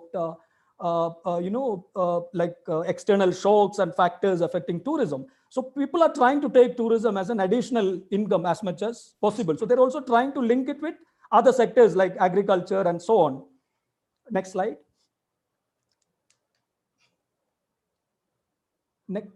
So next one is participation in business. So the Panchayat is creating awareness on how people can participate in tourism. They're also conducting capacity enhancement programs like training program for guides, homestays, and other potential service providers. They're providing training. And also, within the Panchayat, we also in Kerala we also have Panchayat plan funds. They're also including some of the incentive schemes, within the plan fund, and some of the, small infrastructure for travelers within the plan fund. And then they're also trying to work with women self-help groups and all on that. And Panchayat is also trying to bring some public, private, and NGO kind of partnership in order to run tourism business. Next slide, please. The third element is participation in management. They're also trying to, apply visitor management tools. Like, when it comes to forest areas, for example, you cannot have too much people, into a forest area. So you need to apply some visitor management tools. Like you might need to create another experience for mass tourism in another area. So there are different visitor management tools available. I'm not getting into details, which they are trying to do. They're also trying to develop small infrastructure like, toilet facilities according to the visitation. And the third element is just started how to understand the carrying capacity of the area, because which is also very important. So they're also trying to understand the carrying capacity and trying to manage, travelers within that. This is very important because many of the natural areas where we are working in this particular area, we found that most of this, areas working with depending mainly the income from the gate collection. Like for example, they're trying to bring more people into forest. So there has to be some control and try to find out another income to manage that. This all are they're trying to bring in this program and try to manage with that. And they're also preparing guidelines for travelers, in consultation with host. Like for example, there are certain regulation for photography. They need to ask permission to host community before taking photos. And also when it comes to sacred places of the community, when they conduct a lot of walking programs and all, so they need to ask permission. So all those kind of programs are inbuilt in this, because when I say a participatory planning, you get all these tools from community themselves, because they know better than anybody all these, because they're very sensitive to all these areas. So that also helps a lot. And they're also preparing proper waste management mechanism. So this all are happening at the management perspective. Next slide. The participation in monitoring. See, what we found in tourism, the actual data is a big challenge. Like for example, when it comes to the data of tourism arrival, tourist arrival, many duplications are there. I'm not getting into that details, but many of these methodology is also wrong. There are studies are also there, like, a lot of duplications and all. So here they are trying to get actual data. This data is very important when it comes to monitoring tourism, because this is also very important in order to create proper infrastructure. This is also very important to calculate your carrying capacity. So a lot of, provisions they are trying. And also trying to get auditing report on biodiversity, because there are already biodiversity registers. They can repeat it in, this is a lot of the plan actually, repeat it in, once in a year or 2 year or whatever. That can also give an entire picture of, what is happening in terms of biodiversity and cultural diversity in tourism and all. So this is what is happening. And also creating awareness among villagers, like the importance of,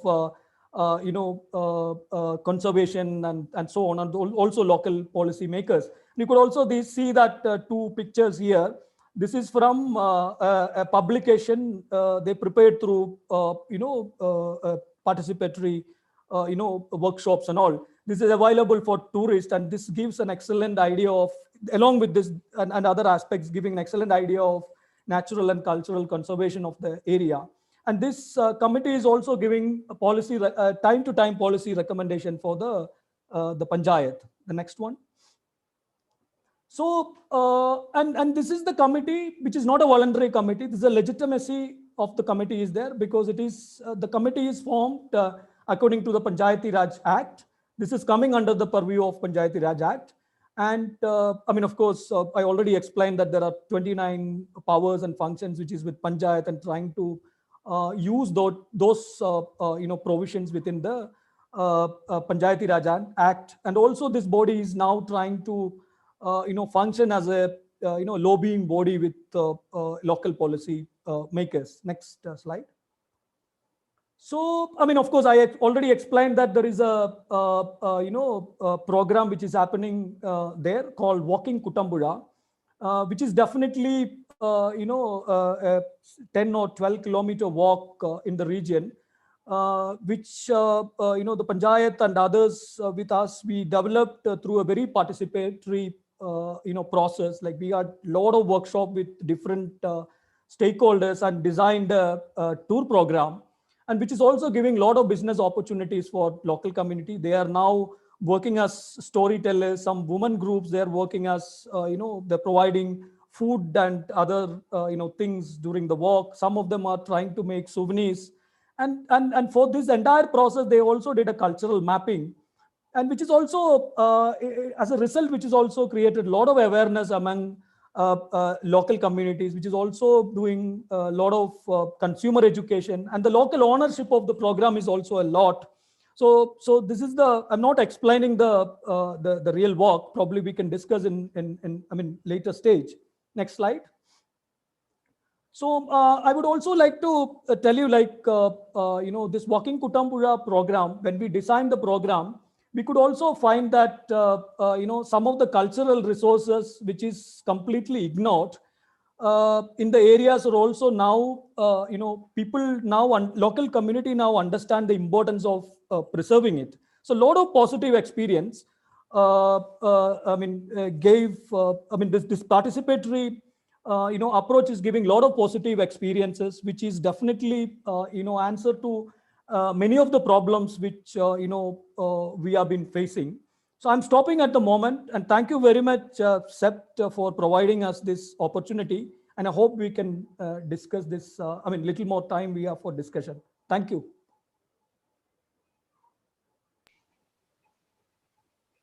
Thank you, sir. It was very interesting to know about your projects and how things are actually getting into action at the community level. So any questions? Anyone would like to start?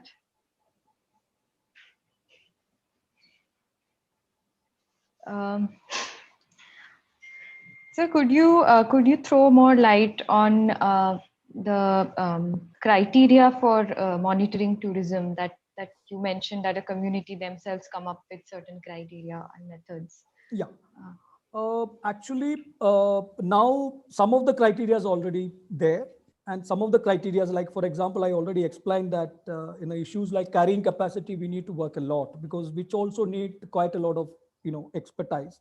I would also like to invite some of you to be part of it, because you have a certain level of expertise. So that is there. But some criteria, like for example, you want to get a license for homestay, for example, or resort, for example. These criteria are ready. Like for example, homestay. So usually, when it comes to a license, of course, there are certain, criteria already there when it comes to Department of Tourism and all. They usually consider the size of the room, whether you have air condition or not, and some grading. This is the usual practice. But when it comes to this particular panchayat, they are considering a proper waste management is a criteria. Like you need at least minimum 3 segregation. And now they're also discussing how to manage the wastewater, which is a big issue when it comes to tourism. Because if you take all these areas, you can still see that most of the wastewater is, discharging to small streams and all. So that is something there.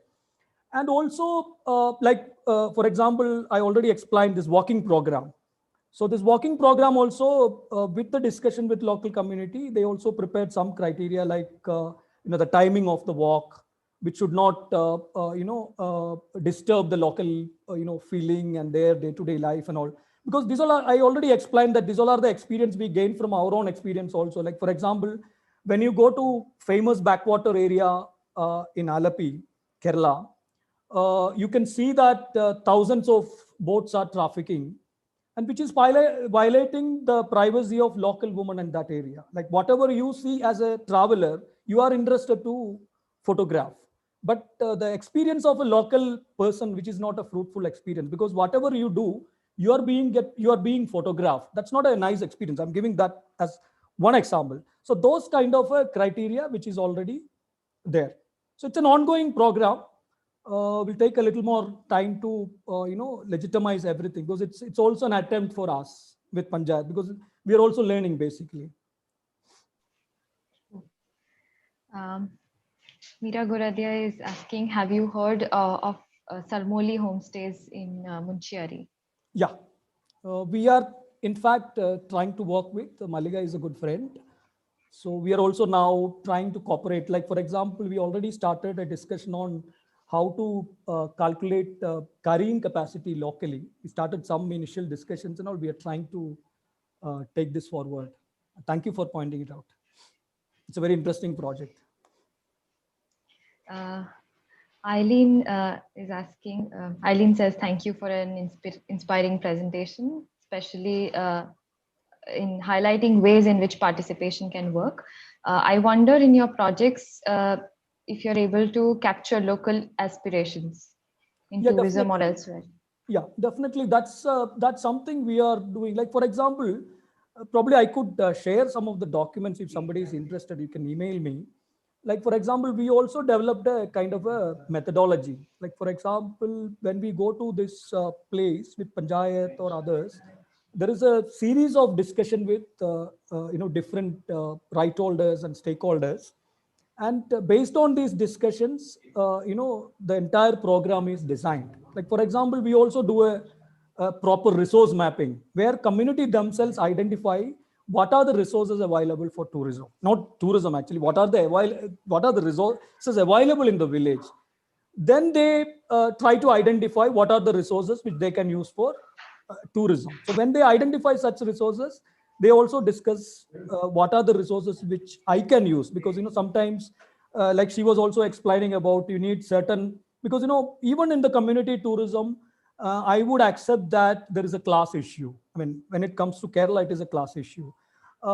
Certain people, they cannot be part of tourism because they don't have the facility, or certain extent your communication skills are also matters. They cannot be part of the program. So we will discuss all these in these discussions. And then in most of the cases, they also set up a local development fund, a certain percentage from tourism income set up for a larger village development fund, which money or which resource basically meant for those who are not able to directly participate in tourism. I think in many cases, they are using that money for education.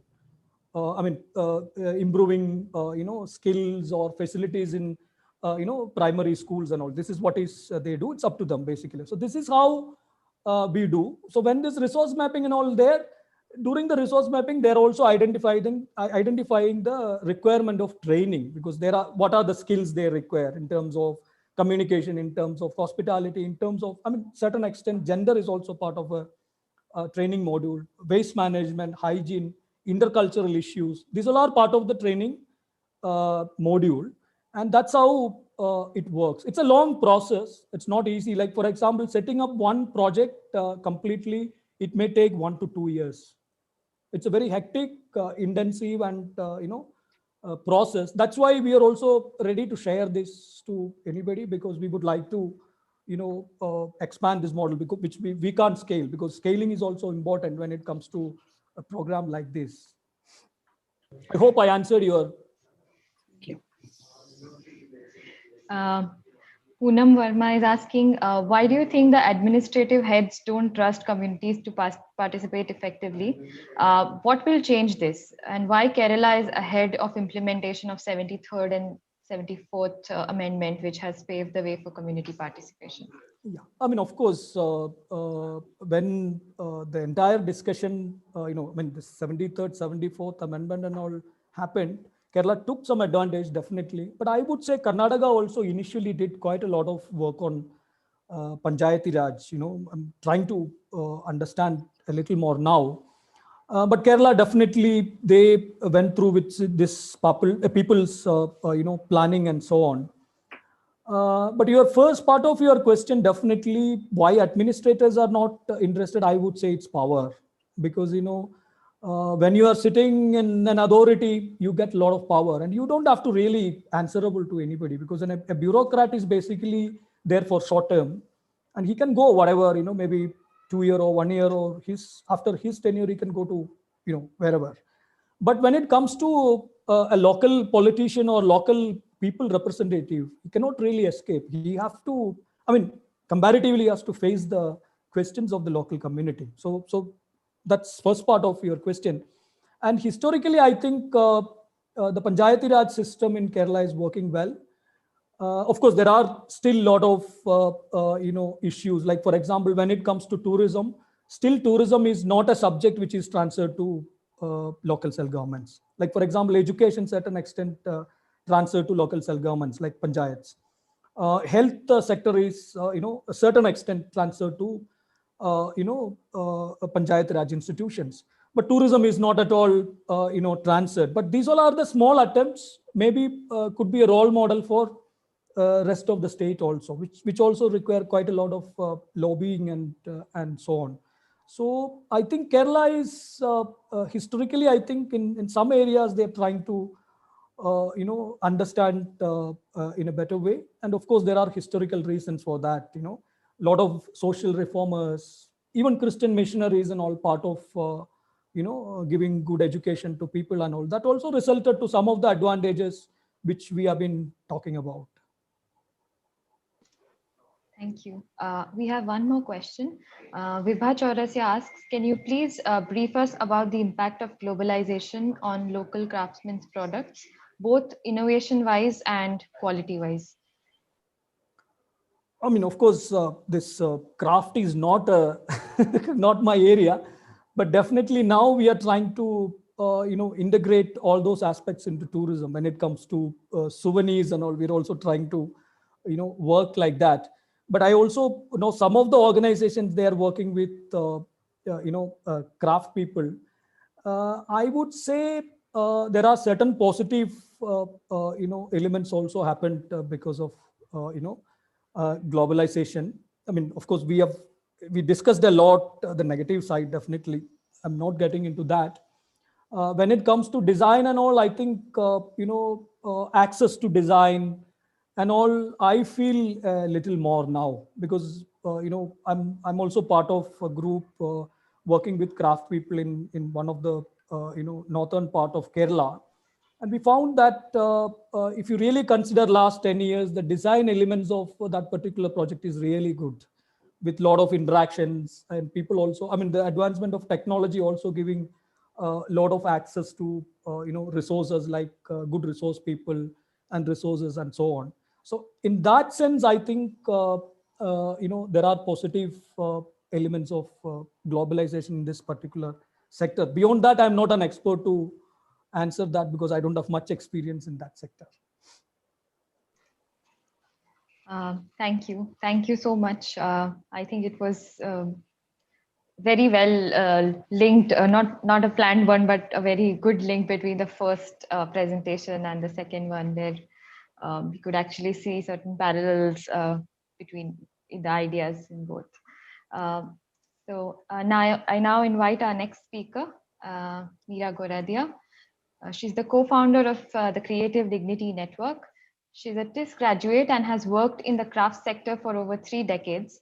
She was a co-founder of Kutch Mahila Sangathan and was the director of Khamir from 2009 to 2016. She has engaged with the craft sector in multiple ways, including the Kala Cotton Initiative at Khamir, which was developed during her tenure. Meera has been consulting with various organizations like Jaipur, IMG Reliance, Center for Pastoralism, etc. And she has been an active member of the Creative Dignity Network that emerged last year as a response to support the artisan sector due to the pandemic. Thank you, ma'am, for joining us today. Over to you. Thank you, Ashna. Thank you, all the speakers who spoke before me. And I think, Ashna, what Sumesh ended on actually even segues very nicely into what I'm going to talk about, which is really the artisan sector. So all along, it's been a good thread. So I'm actually the odd one out in this panel because I'm not going to talk so much about tourism. My area of work has been with the artisan sector, and that's what I'm going to talk about. But picking up on what the other two speakers said, where culture was mentioned repeatedly. And I'm really going to talk about the people who make this culture. I'll just upload I can upload my presentation, right, Ashna? Yes, you'll be able to share it. Yeah, so I'll just upload it.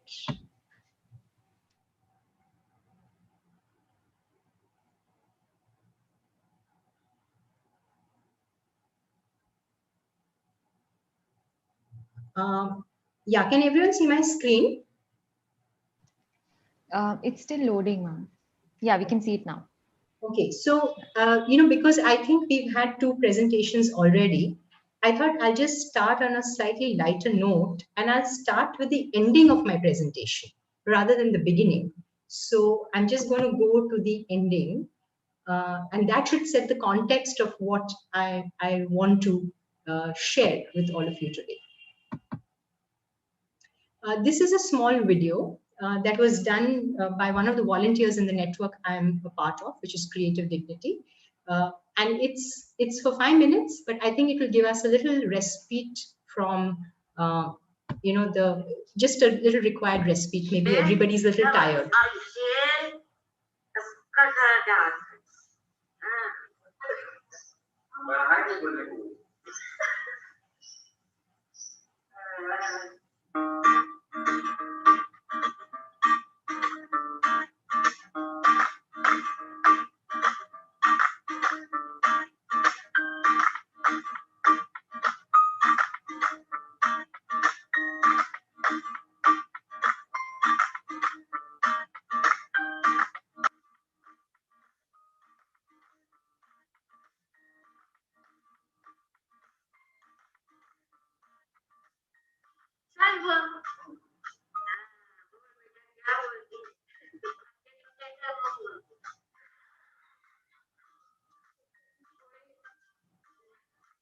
आपने कला कहाँ से सीखी? मैं सबका देख रही थी, देखते मैं भी करने लगी। इस कलाकार में हमें थोड़ा सा बताइए। मम्मी है ना, इसमें सरपत रखता है। जंगल में जाके अपने सहेलियों के साथ निकालती थी, फिर लाती थी तो रंग में रंगती थी। नाम बलुआ बोलते हैं। बलुआ किसको बोलते हैं? उसी को जिससे बनाई। अच्छा, तो ये जो अपने हाथ में पकड़ा है उसे बलुआ बोलते हैं। ये उसकी नहीं, ये टुकड़ी है। ये टुकड़ी है। उसकी मशीन है। इसी से किया जाए, ऐसे खोद के फिर इसमें डाला जाता है, फिर चेक करता जाता है, फिर इसमें पुष्प लगाया जाता है। पुष्प मतलब वही घास। हाँ, उसी घास होती है। हाँ, हाँ। तो आप रंग कहाँ से लाती थी? बाजार से। अच्छा, तो फिर उसको फूल है, फूल ही रहती है खाना बनाने वाली, उस पर कढ़ाई में पानी डाल के रंग डाल के खूब खौलाती। खौलाने के बाद तब उसको निकाल के सुखाने के बाद तब उसको बोला जाता है, ऐसे ऐसे बनाया जाता है, तो रंगा जाता है। चीड़ के ये पीना जाता है। देखो ये सब कीड़ा है, पालक ना। हाँ हाँ। अच्छा, और कैसे, मतलब कितने प्रकार के मोती बनाती थी? हर डिजाइन डालती थी। हाँ, छोटी रहती थी तो ये तीन उसको सीधा उतारती। और जब इतना बड़ी रहती थी, हफ्ता लगता। हाँ, तो एक ही इंसान बनाता था कि ऐसे काफी लोग आके बनाते थे? बड़े वाले लोग बनाए थे। अच्छा, हाँ। नहीं, मतलब अपने घर सब बनावत है, हम अपने घर बनाए। अच्छा, और आजकल के जमाने में इसे कैसे यूज करते हैं इसको? हाँ, आप तो कोई दिखता है नहीं। क्यों? कोई दिखता ही नहीं इसको। और लोग सब चली बड़ी होंगी खरीद के बाजार में। और उन दिनों इसका उपयोग कैसे करते थे?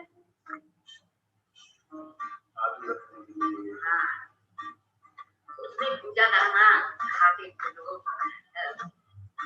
आलू रखते थे, दाना रखते थे, और बड़ा जो था उसमें गेहूं रखते थे। मेहमान आके मेहमान लोग सर्व करते थे। हाँ, मेहमान।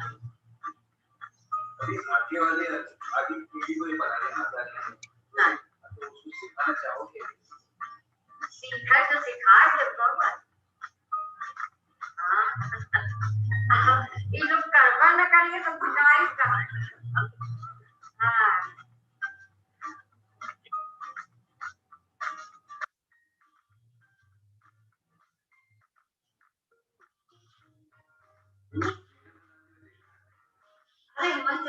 तो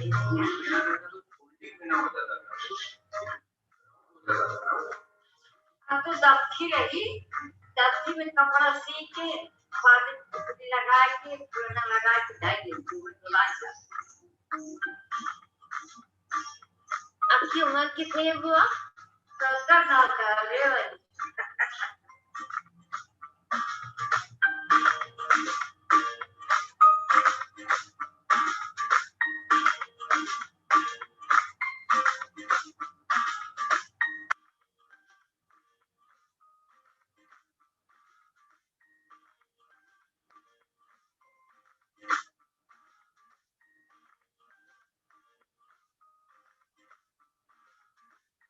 आप इसका पढ़ाई लेना चाहे तो कितना लेंगी?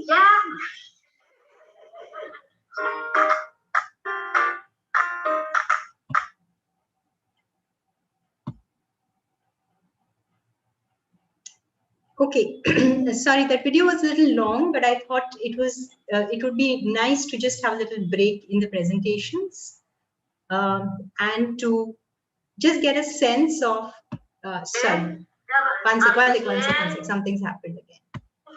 Sorry.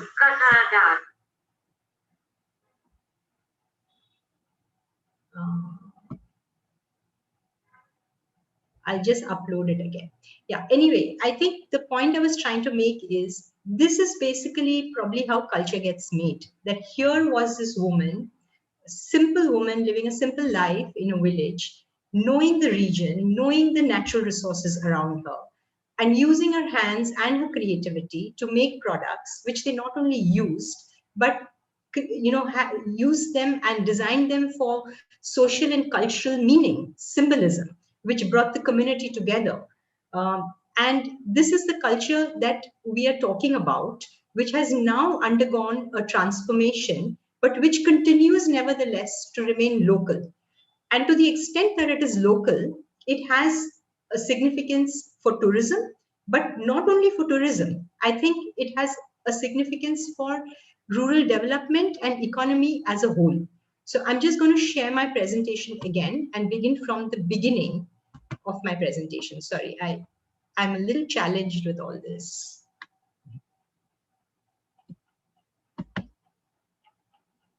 Yeah.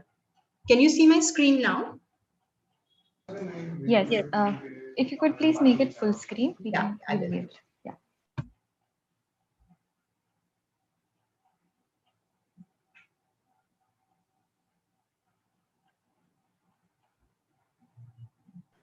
I think it's going to the end of the slideshow every time she makes it full screen. Oh, okay. Yeah. Then it's fine. You might have clicked on the last slide. Can you press escape, please, once? But I took it up again. No, go right up. Click on the slide, and then try it. And now I go full screen, right? Yeah, hopefully this should work. Okay. Yes. It's come? Yeah. Okay. So, so as you all know, I'm going to talk about the artisan sector and why we believe that it really could provide an answer to some of the questions that has been on everybody's mind, especially since the pandemic came. I think we have a very sort of diverse idea. Like Sumesh also said that I don't know much about craft. And I think for a lot of us, when we look at videos like I showed you of the boa, and when we look at craft, we look at artisans, we tend to think of it as, like something that's, it's quaint, it's nice, maybe it's got some significance, it's got some cultural importance. But I think most of us in society in general, mainstream society in general, don't really take these practices very seriously. And there are good reasons for it. They remain part of the informal economy. They remain, invisible from policymakers for the simple reason that they're so diverse, they're so dispersed. They practice in such, variety, from a very small entrepreneur to, a big cooperative. It's very difficult to capture this data. So it becomes very difficult then to take this seriously. But if one had to even look at the official statistic, not even statistics, which are confused, but the official viewpoint that the government takes, that the artisan sector is one of the second largest employment generating sectors after agriculture. If that is the case, then how do we actually bring importance to this sector? How do we position it in a way that it would be taken seriously by everybody at large, policymakers, different industry segments like tourism even?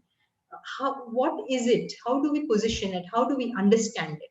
If we understand it and position it only as ethnic, cultural, something that has nostalgia and sentimentalism, we will never take it seriously. So for this presentation, I am going to delve a little bit into sharing some insights with all of you as to why I feel and why many of us feel, and why even I think now internationally there is this recognition that the artisan sector can play a very strong role in shifting to a much more sustainable consumption and production economy. So I'm going to share a few insights with you today from a study that I was a part of, which I mentored and guided with ICA in Delhi, to understand whether there is a solid case for the artisan sector being positioned with the potential of being a green sector. Because the concept, the green economy, has now become a very mainstream discussion. When we talk of the future, I think the question in everybody's mind is, are we going to sustain as a species? And therefore, sustainability, a concept which has now become very mainstream, comes primarily at this point, the way we are discussing it, from the West, because they are now scrambling for answers to correct some of the excesses that have become part of the last 250 years history of the industrial age. And there are a variety of schools that I'm not going to go into that have developed as a result of this. But essentially, it comes down to one basic moot point, and that is, can we really balance what we do, what we produce, what we consume with the environment, the economy, and the society? If these three are in balance, we're kind of good for the next few millennia. If one of this gets out of balance, we are in trouble. And that's what we are already seeing, that we are seriously out of balance, whether it's the economy with the inequalities, whether it's the environment and the climate change crisis, and society in large. So the whole concept of the green economy, which now officially has, the UN has also declared very simply that taking just these three factors of it being low carbon, resource efficient, and socially inclusive, would mean that low carbon would necessarily imply that it would have to be local. It would have to imply, a usage of resources in a way that not only is, it's efficient so that it creates less greenhouse gases. Scale would be controlled to some extent, or would play a very critical role in achieving a low carbon economy, and needs to be socially inclusive. So in this study, where we went with these three broad concepts, which we defined with decentralization, scale, looking at a circular flow of production, and looking at the role social cultural capital plays in the artisan sector. But while this was a framework that is now accepted, that we all talk about, really indigenous societies and traditional wisdom has always spoken about this balance. And particularly when it comes to our country, I think we have no greater example than Gandhi's philosophy and ideology, who saw through what the industrial age was going to do much before the problems started emerging. I'm just going to share a few examples of why today, after so many years and after 75 years of independence, despite the trajectory that we have taken, despite the whole interconnectedness of the global economy, artisan clusters in different forms still continue to exhibit the potential to remain green. However, as these insights show, it is now very difficult for anybody or anything to remain 100% green. If one looks at local economies, which in this case is also linked with tourism, in Kutch, if you look at the Kutch Metal Belts cluster, and I'm sure a lot of the people who are listening today must be knowing about this cluster. This is an organic traditional cluster which just uses scrap as raw material, including the coating that they do on the bells is the scrap of big industries, of the plumbing industries, where they use the copper, leftover copper, to coat over their bells. They use biomass as fuel, and that too, they pick up dried twigs. They don't, cut trees for their fuel. And most of the sourcing is done within a radius of 250 kilometers. All craft practices, generally speaking, work on domestic electricity. And as a cluster, there is a very high social capital. However, even this traditional cluster, which earlier used to make these bells for the cattle herders of the region, today have diversified most of their production to exports. And they have now become dependent on exports. Similarly, against the Kutch cluster, we have a very highly designed community in Kumaon called Avni, which is self-sufficient totally in the way they manage their water, the way they source natural resources around them. They make natural dyes, they work with weavers, they work with hand knitting. So while all the production is limited to a local area of 50 kilometers, they are not yet sufficient in energy, which they have installed solar energy, but they do need to take from the grid. But their sales again remain 80% out of Uttarakhand. However, in both cases, a lot of the sales happen due to the tourism that happens in both the areas. So while the artisans themselves may not incur a carbon footprint by traveling outside to sell, the tourists may have their own carbon footprint, but it is because of the craft that they are able to mitigate, because of tourism, that they are able to mitigate some of their own, carbon footprints as a result of marketing. However, it seems to be almost impossible today to have a pure local economy. Because both the land use pattern, as Sumesh said, the control on natural resources, everything has changed. And therefore, sourcing from far away seems to have become like the only option. Also, earlier, these local economies depended on local sales because they were catering to needs of local populations, even though the populations may have been 500 kilometers or so away, or they were traded. The percentage still was pretty small and manageable. Today, the consumer base has shifted, which makes some amount of complete self-sufficiency for an earlier local economy to be almost impossible. And that brings me to scale, because this is like the single most sort of troublesome thing that we need to deal with. Whether, when my colleagues, they spoke, the other panelists, they spoke about the problem of what happens in tourism when it goes out of hand. I think scale is the single most factor that we need to recalibrate our understanding about. And like I mentioned here, that for most of history, scale like inched its way. It didn't sort of grow in crazy leaps and bounds. And global production more or less remained, it remained limited. It expanded, but it was a manageable expansion. Now, I'll just give an example of the difference here, that till 1945, you had cotton, which was 80% of the consumption fiber, while it is now polyester that has taken over, and polyester carries a huge carbon footprint compared to cotton. We are now looking at linear growth, not circular growth, and that is what has shifted. So addressing scale, that how do we actually respond to it, is a very important factor when it comes to managing economies. Here again, there are two examples of a scale practiced within the artisan sector.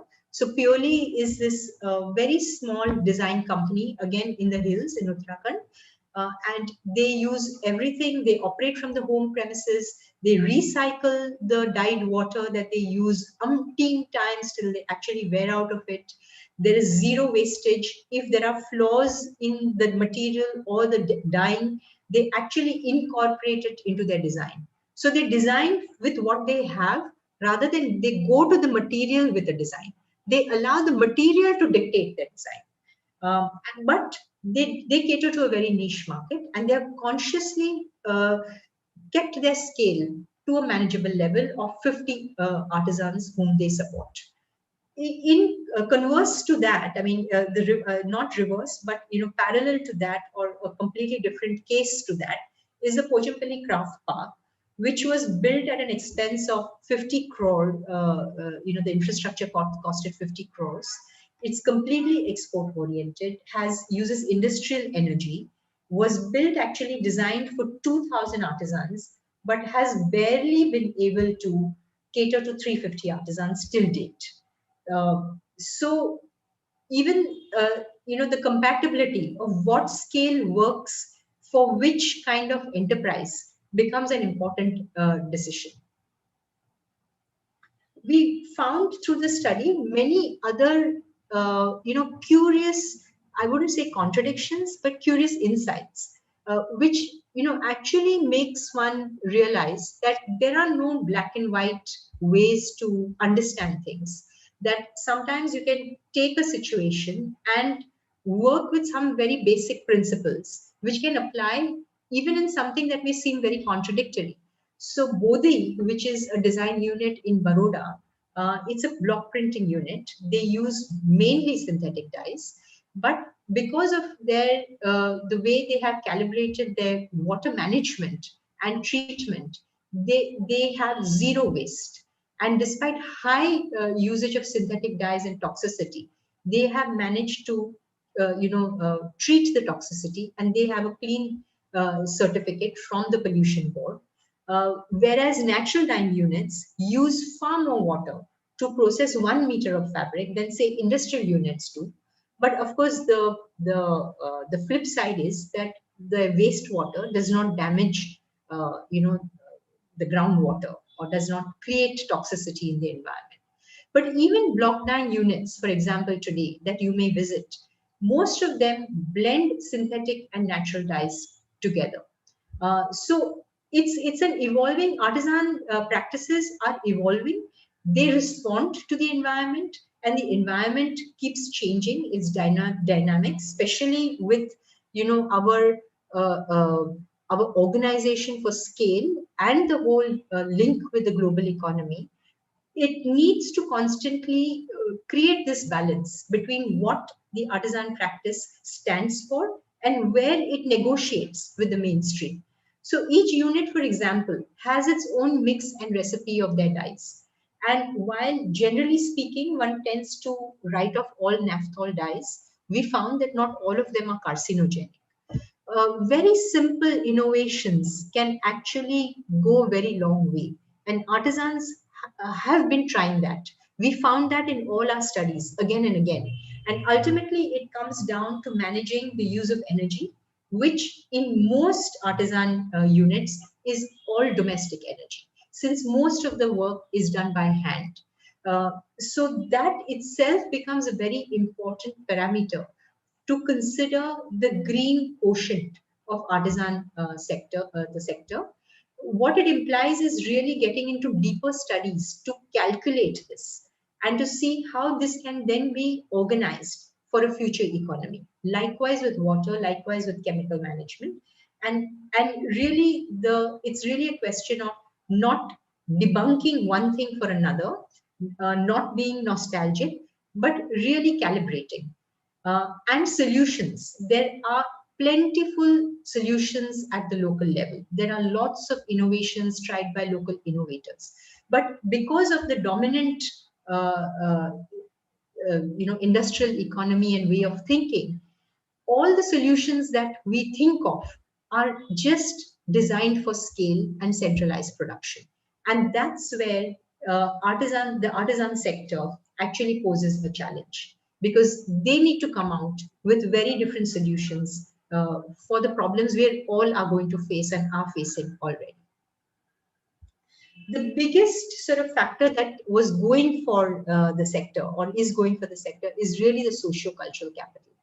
And this was so evident in all the units that we studied, because just the sense of well-being that comes out of community connectedness, the kind of mechanisms that a community has to protect their own, to stand up for the weak. There are ample cases of it still being very vibrant in our rural areas.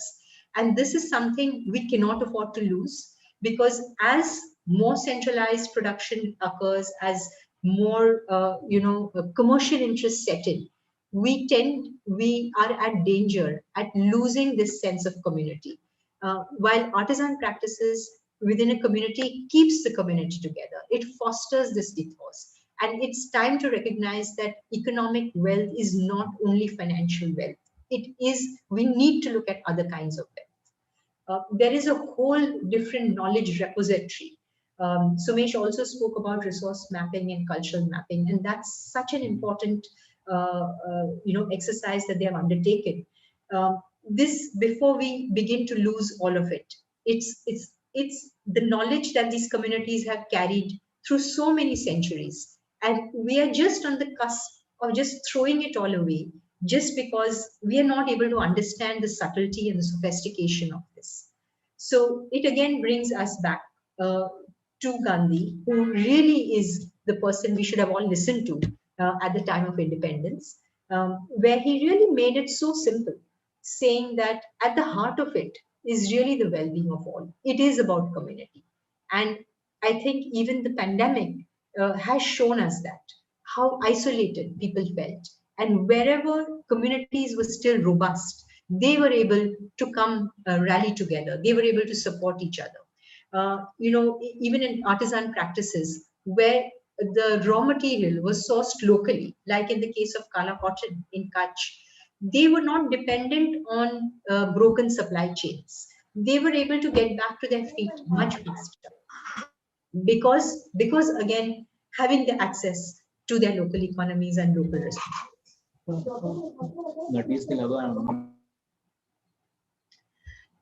When we sort of talk about these things, sometimes one also feels a sense of helplessness. One feels, the problems are so big. Can I really do anything about it? Can my not, putting on the air conditioner for 1 month really make a difference? And it really is sometimes very daunting. But some of the climate change scientists that we spoke to said that, the solutions are really very simple.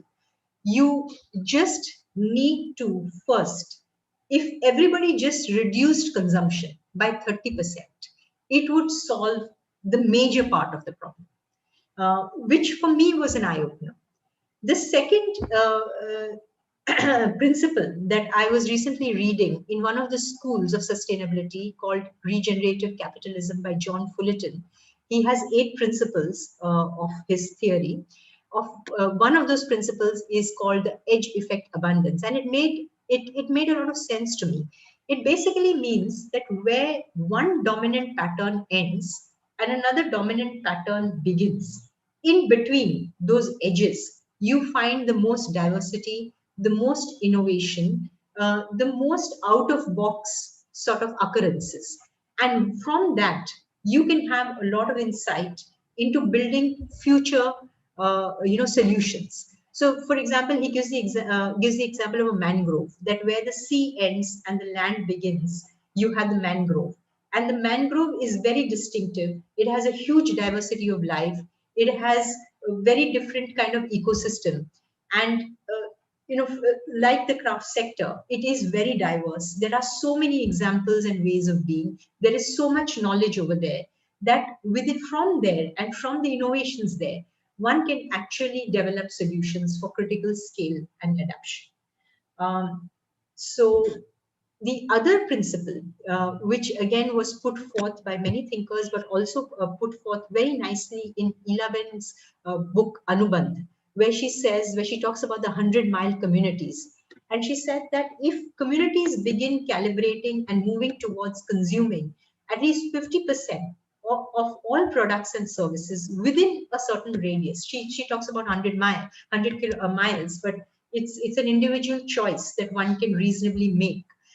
It again would move us towards the whole concept of local economies and resilience once again. So I'd just like to end with Gandhi, that you don't have to do like really path-breaking change, but in a gentle way, you can shake the world.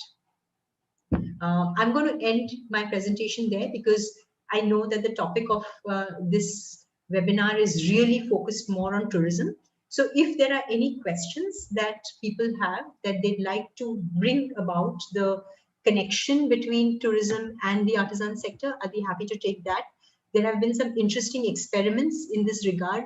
The Hodka tourism in Kutch being an example I'm sure many of you know about. So I'm happy to talk of that if there are any questions on that or any questions on whatever I've shared with you briefly over here. Thanks. Thank you. Yeah, any questions? Yeah, I'd like to ask, since you've been at Khamir for so many years, how has the response of the artisans been while, if people came, like, with respect to travelers and, people coming in and briefly staying and moving onward with their journey. So how has that been? How do they take this positively, like the brief kind of Yeah. time that they get? Yeah. I think, see, Kutch is basically a very entrepreneurial region. Gujarat generally is very entrepreneurial. So being an island, it was always looking for opportunities to come its way. So when tourism boomed, there was a lot of negative spin-off, but that was primarily because of the policy, the way the tourism was designed. There were two kinds of responses. There were the artisan communities who truly benefited from the tourists that came. And a lot of the communities really embraced it. Homestays began in many places. We saw a lot of enterprise. We saw a lot of hope among artisan communities.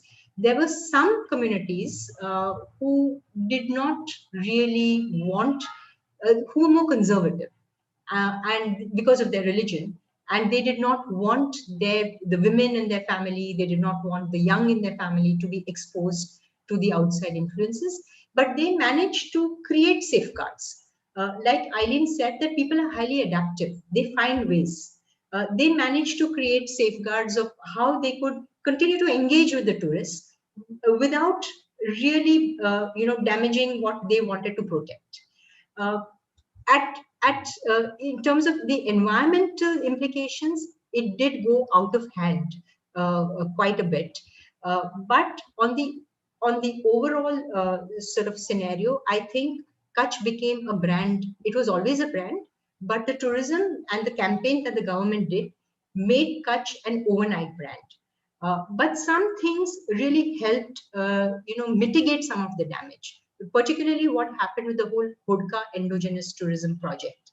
A little bit like what Sumesh described. It was done with the Panchayat of Hodka. And the first experiment was done by the group of NGOs that I'm a part of over there, who designed the first Hodka resort with local architecture, local artisans, and along with the Panchayat managing the resort. And that spawned, the success of that spawned so much other local initiatives for tourism that today in Hodka, you have a capacity of 50 beds. You have almost, I think, 10 such resorts managed locally by local people. And they have worked out their own ways of, how they sort of share tourists with each other and so on. Yeah, sorry, I think Eileen wants to ask something. Hello, Meera. Thank you very much. That was a really inspired, another very inspired talk, and I have a lot to learn from all of you.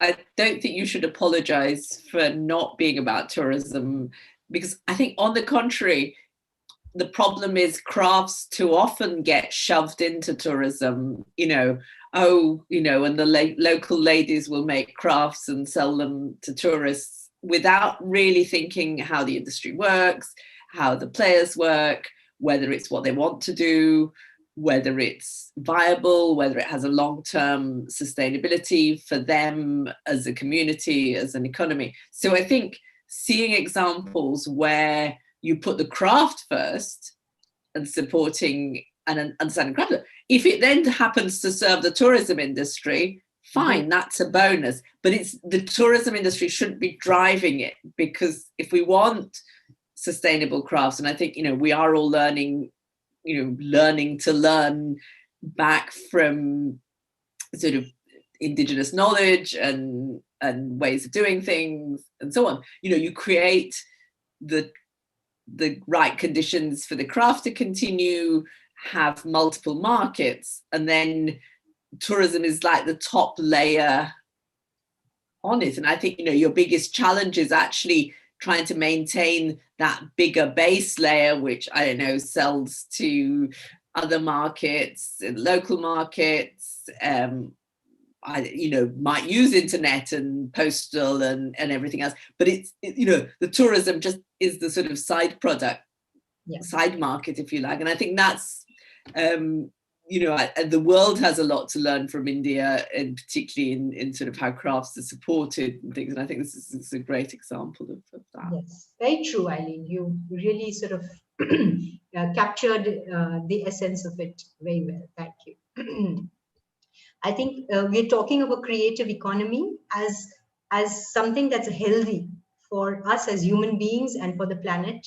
And if we can take the artisan sector as a creative economy and help them organize, in the way that they can become relevant and meaningful, that's really the challenge for practitioners like me working with, artisan practices. Yeah. Thank you. There's one more question from Poonam ma'am. She says it was a wonderful and insightful presentation on so many levels. She asks, how do you find energy to remain committed when largely issues continue? For what sweeping changes do you wish for? Okay, that's a very big question.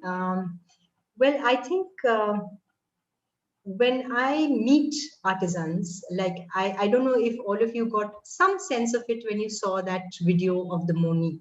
It's just the spirit, it's the human connection, it's the abundant intelligence and knowledge that they hold. And every time I feel that I'm losing energy, all I have to do is just spend some time with artisans, and I get my energy back. I know that sounds cliched, but it's really true. And it really works. And that's why I wanted to share that video with you. The sweeping changes I really wish for is for them to be taken as serious, keepers of our soul and human spirit. And that means everything, that they should economically prosper, they should have dignity, they should be recognized as artists and as people who have creative knowledge, which is intangible. They have held this knowledge for us through centuries, and we have to be indebted to them for doing that.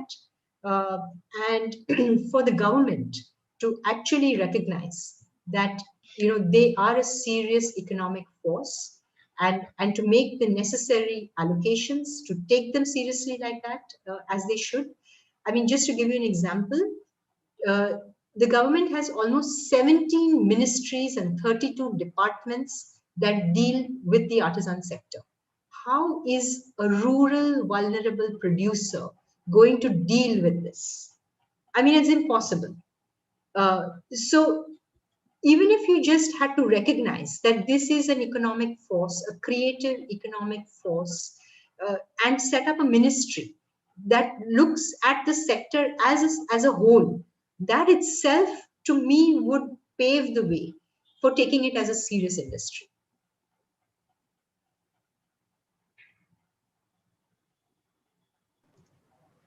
I actually had one more question.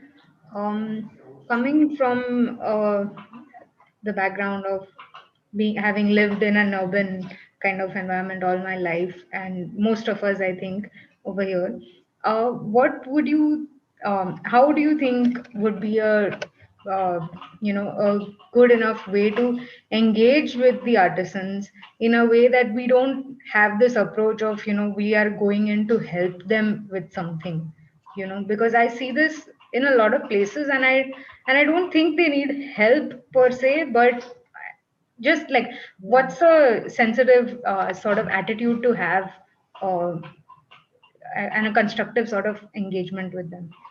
For example, when you walk into an art gallery, do you think you're helping an artist? You don't, right? You treat the artist with a lot of respect. Why? Because they belong to a so-called upper class. So I think we have to question our own attitudes. So why is an artisan any less? Why do you think that you need to treat him any less than an artist in an urban setting? And the best way, and yes, they are economically vulnerable because historically they've been from communities who have not had a fair deal. They belong to communities that have had it, have been challenged historically, have been exploited historically, and they continue to be so.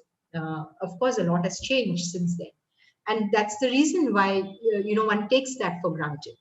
So, so the biggest thing to do shift would be to just really start seeing them as equal, just equal partners. In maintaining the creative wealth of our country, in maintaining the cultural wealth of our country, and seeing them as artists, respecting them as artists, not bargaining with them, unless you really think that they are trying to make a fast buck on you, which may also be the case sometimes. But basically ensuring, being very mindful about what you purchase, because you may not meet an artisan, but even if you still decide that some part of what you purchase is going to be a handmade product, and you demand a handmade product, an authentic handmade product, I think you'll be doing your bit. As Gandhi said, in a very gentle way, you'll shake the world. Thank you. Thank you for Thank you, ma'am. I think that was really insightful, and it has, I think, put a lot of us, thinking about how we treat artisans and how we. I just have one question, and I'm just going to take this opportunity to ask one last question. When we see that in a lot of touristy towns, we see this constant conflict between the tourists, trying to decide on what is authentic and what is not. So if we talk about these sort of genuine artisan communities, how do they deal with this challenge of with their work being replicated and sold in the market, popular market? Yeah, this is a challenge because you do have a lot of fake replicas. You have not only the Chinese replicas, but you have power looms imitating hand looms. Sometimes very difficult to tell the difference. You have machine made masquerading as handmade. So these are real challenges. And I think there is a movement now happening towards this where there would be local, you create local possibilities of identification, maybe through technology, through apps, through promotion. There is, of course, the GI mark. So, wherever there's a GI certified product, and if it has that label, then you should go with the GI label over a product which doesn't have a GI label. A GI label basically is a mark of authentication that a particular craft is a handmade product from that region. So there's a lot of work to be done here. But just to take a little bit of extra time to probe, to interact, to question, to visit the artisan's workshop if you can, there could be very simple ways to make sure that you are buying an authentic product. But yes, technology now is coming up with a lot of solutions for that as well. Thank you. Thank you so much. Thank you. Thank you.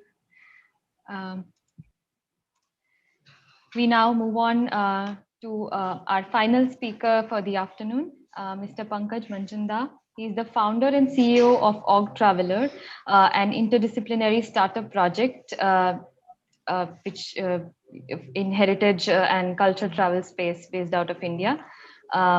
The platform uses augmented reality, geofencing, and multimedia to enhance the visitor experience at UNESCO World Heritage Sites in India in the first phase, with a roadmap to build Org Traveler experiences for top 100 World Heritage Sites globally in the consecutive phases. He's a member of the ICOMOS SDG-WG and an expert member of the International Cultural Tourism Committee as well. His background has been in the education technology domain and has over 2 decades of proven experience in building global businesses and partner ecosystems for designing and delivering multitude of knowledge management systems, skill-based training content, as well as performance support systems for a myriad of audiences across US, Europe, Southeast Asia, and the Indian subcontinent. Welcome, Pankaj sir. Over to you. Thank you. Thank you. Good evening, everyone. Thanks for inviting me to this session. Very insightful discussions by the panelists. Thanks a lot. I think I'll be in touch with all of you at a later stage to share some notes. Definitely a lot to learn from you. So I represent a startup called Org Traveler, and I'm here to share with you our vision, which is to evolve a use case to facilitate building a sustainable tourism model to make heritage and culture accessible for all. And the general idea here is to really adapt to project guidelines, which really could align with the quadruple bottom line that we've identified for ourselves, which is attaining sustainability based on the pillars of purpose, planet, social, and profit. Yeah. So why we exist? So in my travels, I come like Meera, I also come from outside the domain. Education technology has been my core area of operation. Travel has been an area of interest. Everybody loves to travel, and so do I. So, and in my travels outside the country, specifically in the West, and what we also figured, when you're trying to explore a new region, invariably wherever you go, you'll start with the history of the place. So those are often the root anchors, the culture, heritage in some sense. And the kind of experiences that you get in the West, specifically in Europe at the World Heritage Sites is phenomenal. And obviously they market it very well as well. And that got us really to think, there's so much more in India. And despite the grandeur and the scale of the monuments that we have here in India, we lack authentic, accurate interpretation. What you do get in India is, and most of you can relate to it, if you're driving towards a monument 2 kilometers, 1 kilometer away from the monument, you will have those so-called suspicious looking tour guides waving at you and then following you on a motorbike. So your experience really starts from there, right? And even if you end up hiring a tour guide, which in most probabilities are not skilled or certified, rest be assured that you will get healthy doses of fictitious information about the site. So just because they would want to make your experience more interesting in that sense. So that got us to think, what can be done if this is a big problem? Then some of the sites would have audio guides, the traditional hardware pieces that you have with the headphones. So they come with their own set of challenges of scalability, pilferage, hygiene issues, of course, now with COVID. And that's not a scalable proposition. And then we also figured that there were some audio apps which were evolving gradually and with fantastic production quality. But what we figured was that it was still not doing justice to the kind of narratives that were being evolved in some of the cases. And more importantly, the bigger problem was that coming from education space, when you're curating content, we can relate that the complexity of the content or the language that you use should not be more than an 8th grader or a 9th grader. But these audio apps were already looking at to comprehend whatever they're basically curating. The complexity of the language required was relatively higher. So with these problem statements, we approached the Archaeological Survey of India and we said that, we come from this domain of education, we understand how to curate content for the masses, we understand technology. We would want to build interactive, engaging experiences for the masses, for the World Heritage Sites to start with. And if they can give us support on 2 points. One, give us access to the sites to do photo shoots, video shoots if required, as required. And second, give us access to your archives, because there are different interpretations to history. And India is a very complex country that wise. Padmavati, Padmavat hote time nahi lagta, problem ho jati hai. And so we wanted to be safe on that count. So we got access to both as a startup. But soon we realized that the ASI content would largely technical in nature. Wouldn't really appeal to the larger audiences and doesn't really map to our requirements. So we approached the Intact chapters and also the UNESCO office in Delhi, and they were very helpful. The UNESCO office, they got us introduced to their knowledge partners who were creating dossiers for the World Heritage Sites. So some of the knowledge partners now are our knowledge partners, such as Duruna Foundation, we have World Monument Fund, we have Global Heritage Fund, Professor Barry Perles at Cornell University, and so on. So that took care of the big problem statement that we were trying to address, which is getting access to the right content, which could be curated for the masses. So this is where we are. So we have a mobile-based experience, and I'll show you a video which will cover all the aspects. So after you've seen the interpretation on your mobile device, which is all the more relevant now with COVID, the second aspect was really, and you can also relate it from your experiences, that you've seen the build heritage, now you want to experience the local flavor of the region. That could be through the local art form, the crafts, the culinary delights, the customs, rituals, all of that, for which we figured that the host communities in that region play a very significant role. But more often than not, these local communities are often shortchanged by this middle line of businesses, which are operating as an interface between the visitor and them. So these businesses are really procuring products or services from the communities at very cheap cost and selling it at huge profits. Now, what is happening is that because of the lack of tourism dollars flowing back onto the community, and because of a lack of a viable economic model, the intangible cultural heritage is really getting diluted or diminished, right? So like Meera was stating about the GI tag thing. So an example is that blue pottery of Jaipur, right, is a GI tag product. Now, when we interviewed the artisans over there and said, you know what, we're facing stiff challenges from the ceramic industry. Why? Because the kind of product output that you get from the ceramic industry looks a kind of a replica of blue stone product pottery. And people don't really understand. They say that mere Delhi mein to sasta milta hai. It's cheaper there, right? Why should I buy it from you? Now, the kind of nuances associated with that is a big problem, right? Because the tourists or the visitors at a place, if they're not given the right interpretation and they fail to develop the deeper appreciation and acknowledgement of the local craft, and that's where the problem really starts to begin, right? So we wanted to fix this problem as well. And again, using the platform, we started to curate self-guided walks using geolocation. And with our knowledge partners, we're basically geotagging the community businesses where the visitors now are directly getting connected to the community. And the way we are basically curating the content of the narration is a way that we'll be highlighting the local art form or the craft, so that the visitors can develop a deeper appreciation and acknowledge it. And then we are urging them, you want to buy stuff, please buy directly at source right here, so that there is a sustainable livelihood model which evolves here, right? And since we are looking at a sustainable livelihood model to evolve out of tourism, which is one of the top GDP drivers, the context here was that it should not be dependent only on the tourist season, right? So that's where we basically provide them with an online marketplace, curated marketplace, where they can actually push forth their products or services which are unique to their region onto the marketplace. So if as a visitor, you've been to a place, you bought something, you can buy it again, right?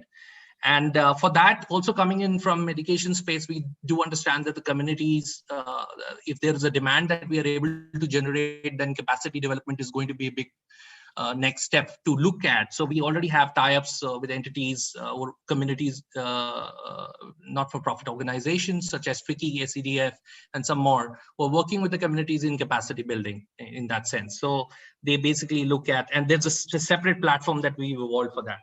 So that's how we are basically catering this piece here. The third piece is coming from, again, education. We couldn't have really let it go. So I have a 13-year-old daughter, and she used to get conflicting messages in the classroom saying, you know what, my teacher is wrong. And the tour guide was saying something else. And it's pretty obvious, because when you're there and you're getting heard those stories, that an experiential learning piece really kicks in. And that was one of the other, pointers which prompted me to start this project.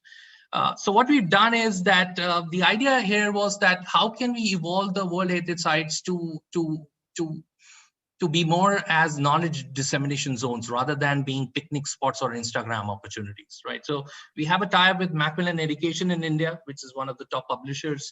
The context here is we've evolved multidisciplinary activity books, which is already in line with the new education policy of moving away from rote learning to experiential learning pedagogy. So to give you some examples, if we are at the Kutch complex in Delhi, we talk about the iron pillar not rusting, then the concept of metallurgy comes in play. We talk about domes and squinches, geometry comes in play. We talk about Taj Mahal going green, yellow, air quality index comes in play. So whatever concepts the kids are really picking up at school, they get to apply that in the premise of the World Heritage Site. So the context here is that in the process, they develop a deeper appreciation and acknowledgement to the cultural heritage of the country, and in the context that they become better custodians than us. We haven't really done a good job ourselves, so that's the hope.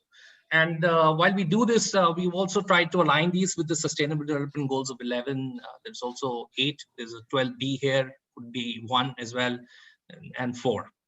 I will just play a small video here, which will cover whatever I just explained to you. I hope the audio comes through. Please let me know, Ash, is the audio coming through? Yes, perfect.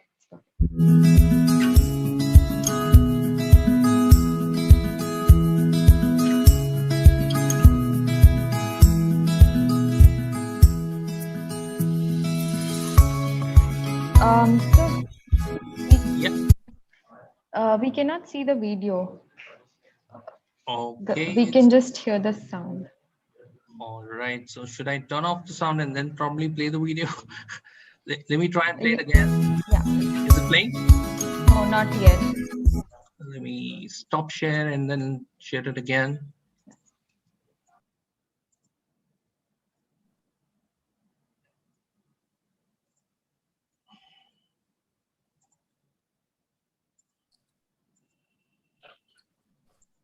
Has the screen printed for you all? Yes. Let's see. Is it working?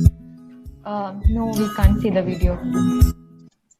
All right. So is there a way that you could play it at your end? So perhaps we could do that later. I could just go down.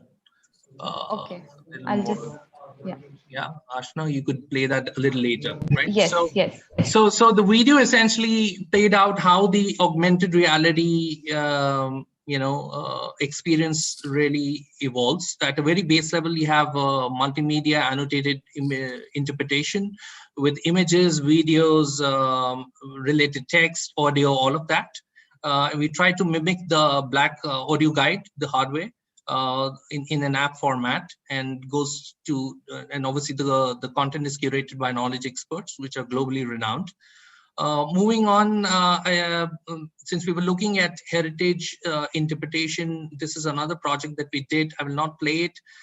This is the Rajasthan State Archives Museum, and the idea was that in COVID times, how could we basically open up museums virtually to the visitors, right? So do you want me to try the video, this one?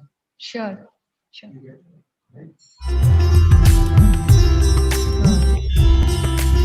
It's the same. Not working? It's the same issue again. Yeah. So maybe you can minimize, basically take it off full screen mode and then try once. Okay.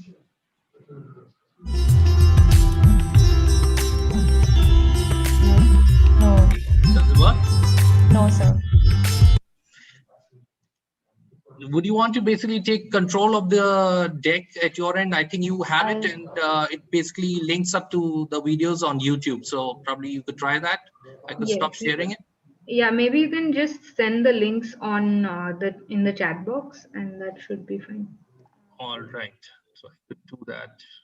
Probably I'll just finish the deck and then we'll talk about it, right? Sure. Yeah, so this is how we've done. So this is a kind of a case study that we did at Chowkri Modi Khana in Jaipur, where we've curated this kind of a walk, which has augmented reality aspects into it, and obviously videos, which basically get triggered at different points. In this context, we've onboarded the local Tatera communities, who are traditional brassmiths or coppersmiths, and they basically tell their story as part of the narration. What we also did was that these are, again, 2 videos, a typical day in the life of Tatera, which basically where we attempted to really document their traditional art form, their craft really, so that the visitors, even if they do not see Tateras working during the daytime, they can actually, if they're visiting that place in the evenings or whatever, they can still experience it and develop a kind of a appreciation to the craft. And then there are, again, in that route, on one of these nodes, we have interviews that we've taken from Tateras, which actually talk to you about, like, for instance, he's a 4th generation artisan and talks about his family and the kind of challenges that he's facing, getting no support from the government, facing stiff competition from the steel industry, and the local business is really procuring stuff from him with very cheap cost and selling it right outside in the main market at double the cost, right? So that's how your experience as a visitor really evolves. And then at the end of the videos, both of them, we essentially say, you know what, you want to buy stuff, please buy directly here, right, at source. But more than that, we also then provide this kind of a curated online marketplace, the way they push for their handicrafts, handlooms, even homestays for that matter, culinary things. This specific use case already has found its way in the UNESCO Creative Cities report 2019 December. It was published here, right? So what we've done in last year really was that we've done 2 things. One was that the augmented reality interpretations of the site, they were actually geofenced to a World Heritage Site. So you had to be there for it to really trigger and you can experience it. But since people were not traveling, then we unlocked all of that. And then we've started work on, this was part of the roadmap, which we just sped up, is that we are opening up our platform for the local communities, which was supposed to be a part of the roadmap later this year, but we've done that already. It's in the final stages. The context here is that when you have tour guides at a monument and a kind of a walk leader or tour guide, who's taking you on a heritage walk, there are 2 different profiles, what we figured, right? So the tour guide have their own kind of nuances, right, which we just discussed a while back. But the heritage walk leaders really come with a completely different mindset. They're more passionate about their stories, their narration. They understand the tangible, intangible heritage much better. They work with the communities. So all of those nuances really come to play. And they are also basically involved in running their own small setups in that context, which is really catering to the larger tourism industry. So we are taking this time where the platform will be open and they can actually use the platform to author and build their own walks and trails under their own names, right? So just like you have a Udacity or a Udemy platform where you can author your own courses and sell it. So that's the model that we're looking at. They can utilize this time to curate these experiences. They can collaborate and co-create immersive experiences with the local communities, right? So if there's a cooking class, there's a meditation class, a block printing class, the larger community really can benefit from it. They can get onboarded. From our perspective, what we have is that we can provide them the digital competence and scale. We have a knowledge partner pool system, which they can actually capitalize on. We have assistance in context of market outreach through our business partner ecosystem, because there has to be an economic model there. So there's a predictable revenue generation for them. So in case there is a person who's already authored 3 or 4 experiences or walks onto the platform through our association with say Yatra or Book My Show or TripAdvisor, all of that will be highlighted. So that will basically help a person, evolve a kind of a monetization model. We are also hoping, more importantly, that if they are able to, monetize and capitalize on the digital competence, then they could also build new trails, right? So there is a big problem of over tourism, right? So like we've already talked about how it's in Amsterdam or Venice for that matter, right? So similarly in the old city area of Delhi for that matter, right? So everybody wants to hug that place, right? So, but there are so many new trails that you can actually do, right? So now with these community people who have authored and built their own walks, which are the top selling ones, they can say, you know what, I want to basically show you a new place, because now I have time on my hand. My entire thing is digital. My only face time now is that, okay, you do take my walk, but if you want to have a hands-on experience, I'll meet you at this place, and the community is already tagged in that context. So you can actually have those experiences. So you can also curate and move up the value chain. So this is what we are trying to solve in that context. This is what we already talked about. So these are grade level, mapped to a grade level. They are activity books, which are multidisciplinary. You have an app experience and some relevant videos, which will help the kids do their, activities here. These are some of our partners in this. This is another case study where we are trying to now evolve. We have to start work on this project. It's called the Parzor project, which traces the history of Zoroastrian religion in India when the Parsis came in from Persia. So this is how we are going to be doing this across the country. These are some of our industry partners, because the idea here was that how could we, use technology as a means to connect and join all the dots, right? Rather than working in silos. So this is where the business thing also gets complete. More importantly, the TripAdvisor, while you get TripAdvisor content on Op Traveler, so the top bubble rated content, hidden gems are highlighted, but more importantly, we are staying true to our vision, right? So if we are saying that, okay, we are highlighting this kind of a bespoke heritage trail, we are geotagging community businesses, so with the help of our knowledge partners, so these tagged content data is going to be now passed on to TripAdvisor, so that it gets visible under their hidden gems as well. So even for people not using Org Traveler, we still want the communities to get highlighted in a region, because the general population traveling really looks at TripAdvisor for the top rated content in that sense. Yeah, so that is where we are. I will stop my share, but let me share with you, Ashna, a kind of a small YouTube link. See if you can play it. I do have the links ready, sir, from the presentation. So can you play it, perhaps? Yes, I can do that. The first one, I think that should suffice. Sure.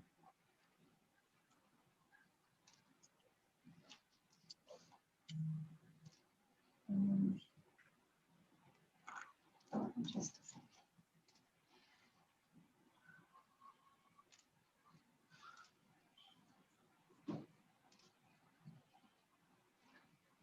Yeah.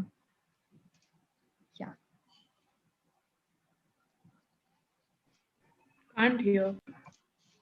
Okay.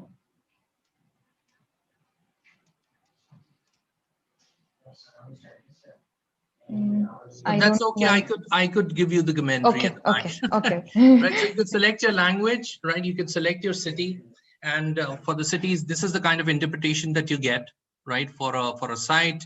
This is how an augmented reality element really comes to life. We talk about the timeline of the Qutb over 625 years. You can take a picture, share it with your friends.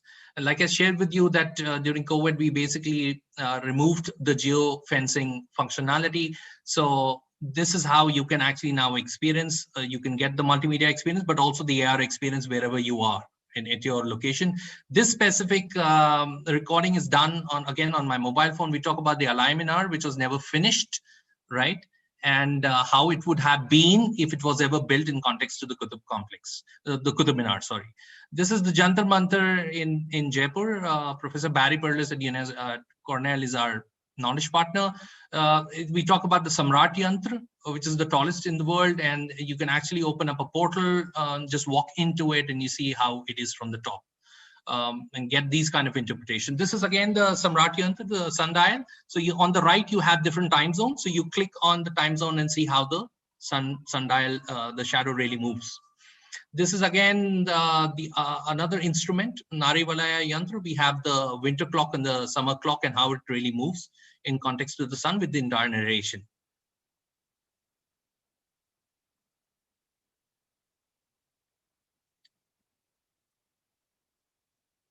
This is the Hawa Mahal. We talk about the Venturi effect of how the design of the windows really enable that you have hot air really getting into it, and how it basically loses on pressure and temperature and basically acts as a traditional air conditioner. So the traditional knowledge systems that was talked about by the previous panelists as well, the cathartic practices, all of that.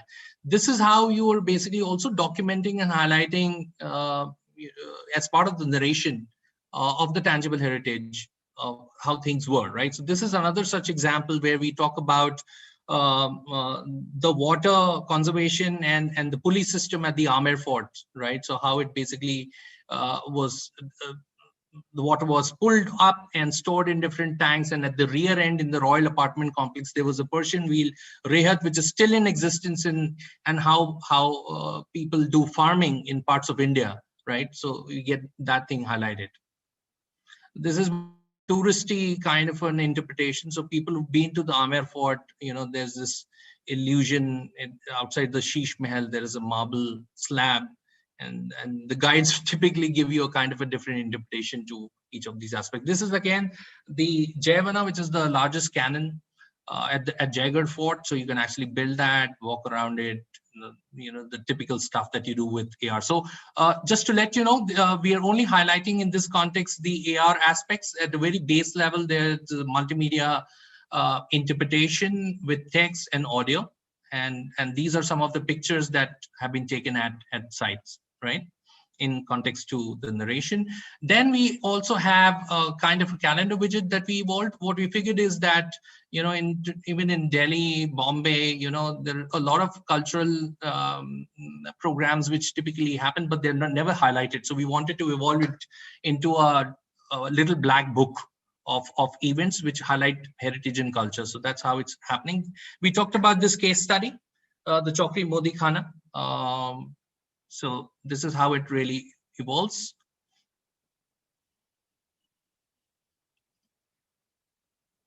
So this is where we talk about the challenges faced by the Thateras. So we did formal reviews, interviews, all of that.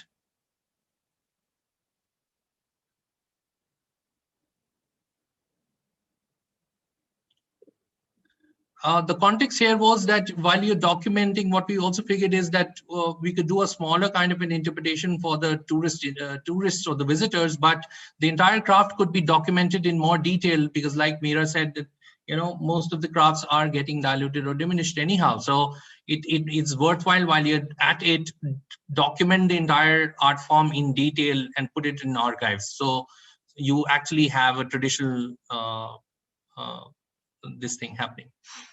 This is where we have the TripAdvisor thing, because the visitors again are at the center along with the community, right?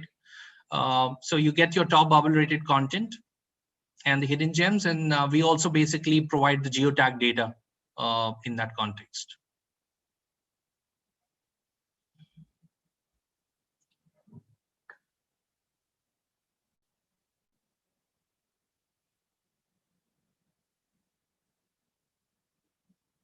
Yeah, so we have the books, the app experience, and the relevant videos.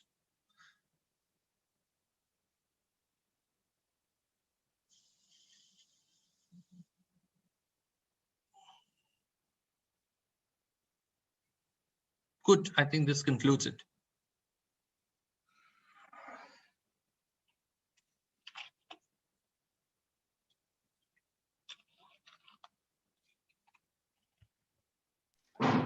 Thank you, sir. I think we all are very fascinated by how you've not just created an experience of visiting the place through augmented reality, but also added a lot on to it to make it a more holistic experience. I think it's very interesting. Thank you. Yeah. No, the context here was really, what we figured, again, I think since we were not carrying any baggage coming from outside the industry, what we figured was that the typical travel companies were providing a more like a cookie cutter kind of an approach. They were following that, and there was a set itinerary for everyone, right? So, and coming also relating in from my experiences, there are certain things that you want which are of interest to you or your family or your friends, which you typically don't get, right? So we thought that technology is not the end, it's just a means. So how is it that we could use the technology to tick all the right boxes and also complete the experience? The idea here was that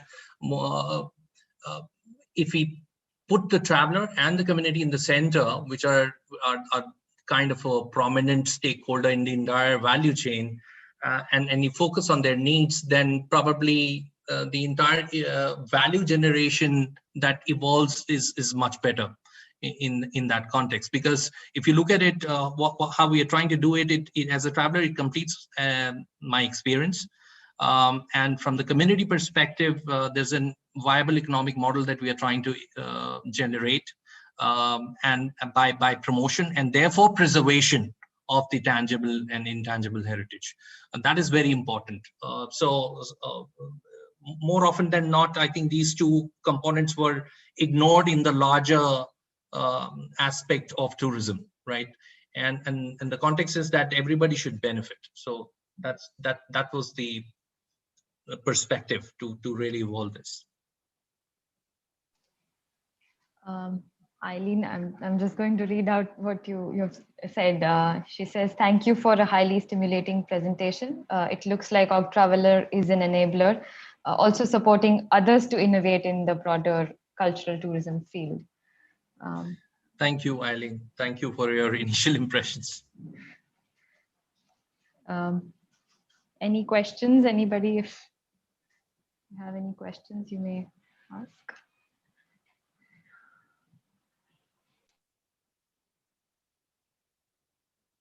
Can I skip in then with a slightly, I'm not saying controversial, but you're partnering with TripAdvisor, and I mean, they're a big player on the market, and I can see what sort of advantages that has, and but how do you feel sort of partnering with what is a sort of global tech,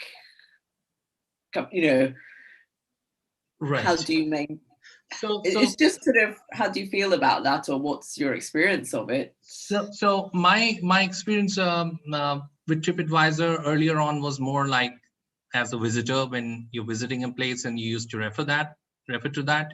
What I also understand now, being as part of the ecosystem, we understand how the bubble rated content is also generated, right? And it's more often kind of a paid subscription, which local businesses would want to really look at to get their businesses really highlighted in some way. And that is where, what we figured was that 80%, 85% of the people really still don't know about that, because they still think it's a crowdsourced kind of a platform where people are visiting a place and giving them a business a kind of their rating. But from our side, just to provide a safety net to what we are trying to do, and to ensure that our vision doesn't get diluted, our MOU states that when we are curating our custom trails and geotagging the community businesses, that geotagged data needs to be highlighted on TripAdvisor, right? So that as a hidden gem in that specific area. So for 80%, 85% of the people who still would believe in the efficacy of the system or the platform, they would see that hidden gem visible, right? So people will go to that community business and try and engage and probably evolve or contribute to the livelihood.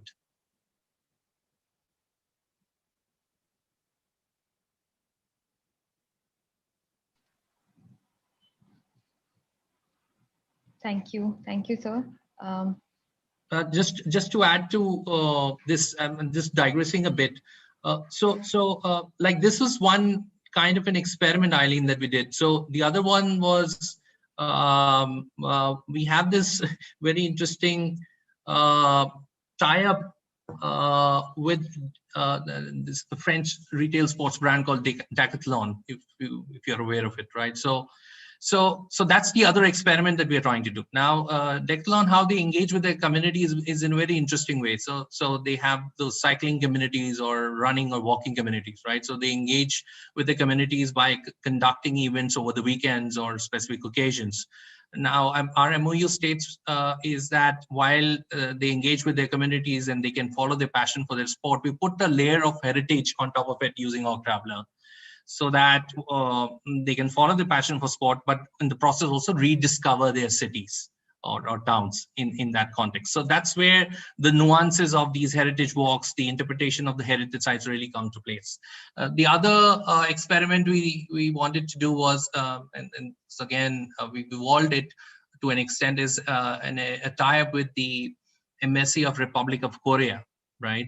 And Korea Culture Center. So the context here was that whatever content we are curating in English, we wanted them to really curate all of that or translate all of that in Korean language.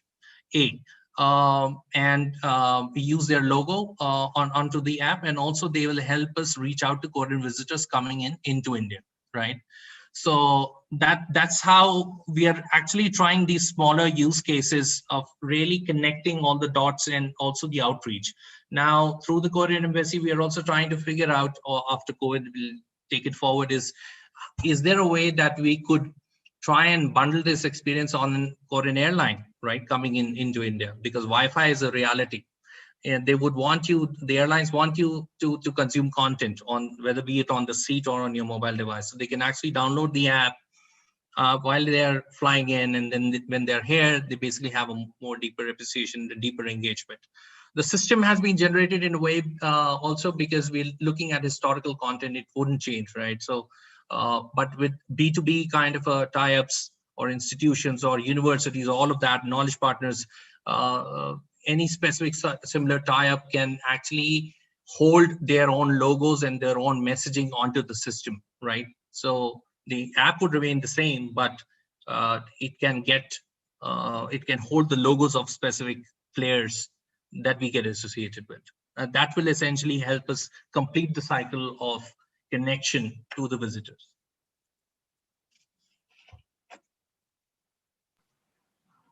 We have a question from Jayashree.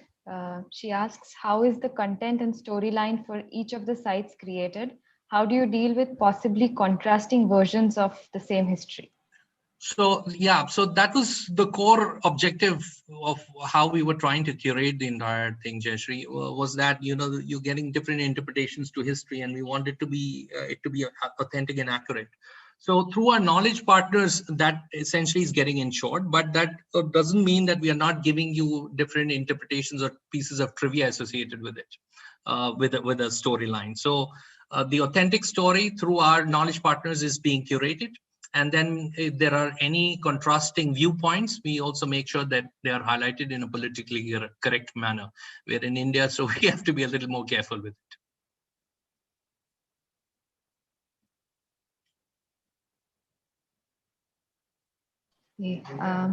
Thank you so much.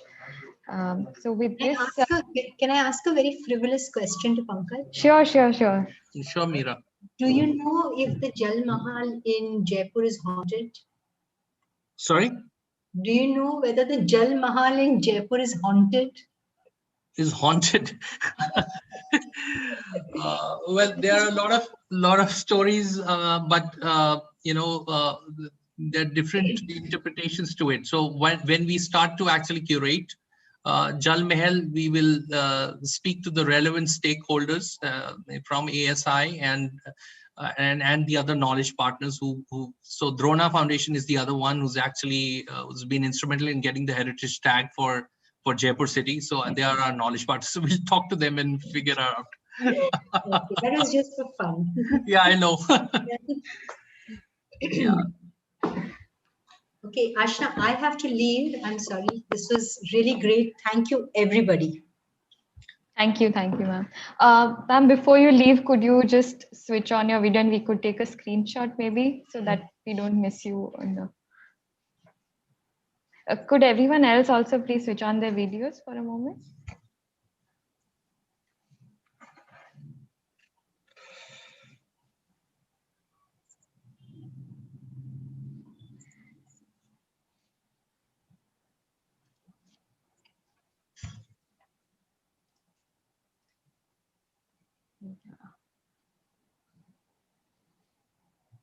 ZS, could you take the...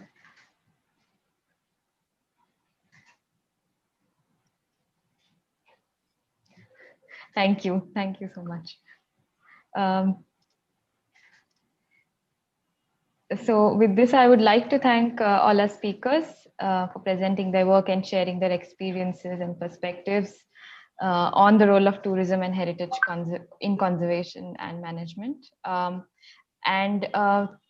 I now invite Jayashree Bardhan to give the concluding remarks for the session. I'll just introduce Jayashree. She's part of our team at the Masters in Conservation and Regeneration program.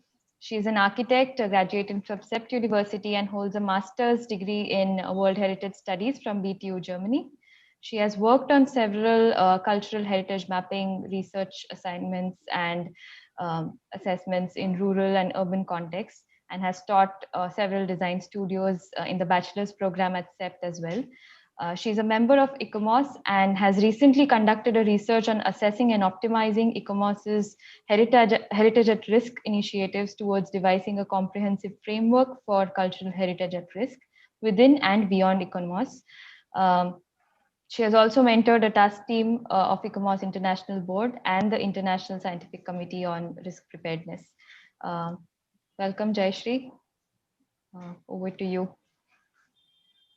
Thanks, Ashna. The International Committee has mentored me. I haven't mentored them, so I'm so sorry for that. Yeah, thank you to all the speakers for this wonderful few hours. It's been really enriching. It's been a wide range of talks, and thanks for sharing your experiences and ideas. It's been a long session, so I won't take much of the time. I'll try to be brief in trying to summarize all of what you've said. So I think all the presentations were placed very well, and they all really fit into each other, one after the other. So Professor Eileen first set up the broad overall framework for the tourism and cultural heritage sector, and she talked about the issues, needs, the various pressure points, the various actors in the sector, and the dynamics between them. Sumesh Mangalsari gave us a view towards a very local level understanding at the panchayat level at a village in Kerala. Meera Goradya talked about the artisan sector, and her video that she showed us about Bua really captured the essence of when, she asked the question of, "Aap sikhayenge hame?" And she was like, "Haan, kyun nahi sikhayenge? Par koi sikhane ke liye hai hi nahi, koi aata hi nahi hai seekhne." So that was really capturing the essence of what she wanted to say. And finally, Pankaj Manchanda's presentation, it talked about digital data visualization techniques, and in order to build resilience towards the vulnerability of the market, how the role of interpretation is very important for empowering the local communities as well as managing tourist experiences. So I think though the topics were very different. There were some common themes running through all the presentations. I could find 4 common themes, which I would just like to mention.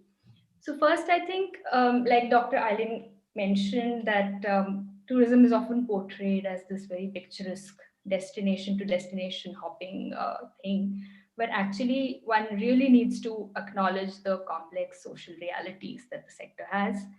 And the sector has, it's multivocal, it's plural, and it's a very complex network of various actors. And all of the actors, their needs might not always be congruent, there could be conflicting, and we need to acknowledge that. The second is the policies and the governance level issues. All of the speakers talked about how all kinds of actors need representation in policies, and it's only then some kind of change can be made. So though, let's say, for example, Sumesh Mangalseri talked about the case of Hampi, and he said that it's there at the UNESCO level that community participation is important, but on ground, nothing is happening. So this brings us to a very important question that links all the themes, which is, who is the community and what is community participation? Because community participation can be very tokenistic, but how is the community really participating is the question, and which we need to address at all the sites. Last point, I think the various keywords such as sustainability, resilience, adaptive capacity, and all of this is really linked to the idea of scale. So at the one end, we have large actors working at the macro level, but we also have local level units. And the interrelationship between these various players is where we need to concentrate. But what is also important is that the responsibility is not just of one actor for any kind of change. Individual choice is as important as the role of the responsibility towards this, towards the tourism sector of the state, of the NGOs, of the local bodies, of the people. And it's only then we can start to understand or begin to identify the complexities of the sector. Thank you. That's it from my side. Ashna, if you want to just add and wrap up the session. Thank you, Jayashree. I think that was a really good way to sum it up. I would just like to end with thanking all the speakers again, and thanking all of you for attending and staying with us till the end of the session. I think it was really wonderful how all the discussions connected and had a common thread somewhere or the other. And I would like to thank the CHC team and the CRDF team, Mrudula, Zias, Lakshmi from the CHC team, Firak, Shubham, and everyone else from CRDF for making this webinar possible and ensuring that everything runs smoothly. Thank you. Thank you so much, everyone. Thank you. If we can just quickly take a photograph. Juhi, we already did, but we can. No. Sorry. We can Photoshop you in it. Thank you. Thank you, Ashna, for all the organisation. Thank you, everyone. Thank you. Thank you. Bye.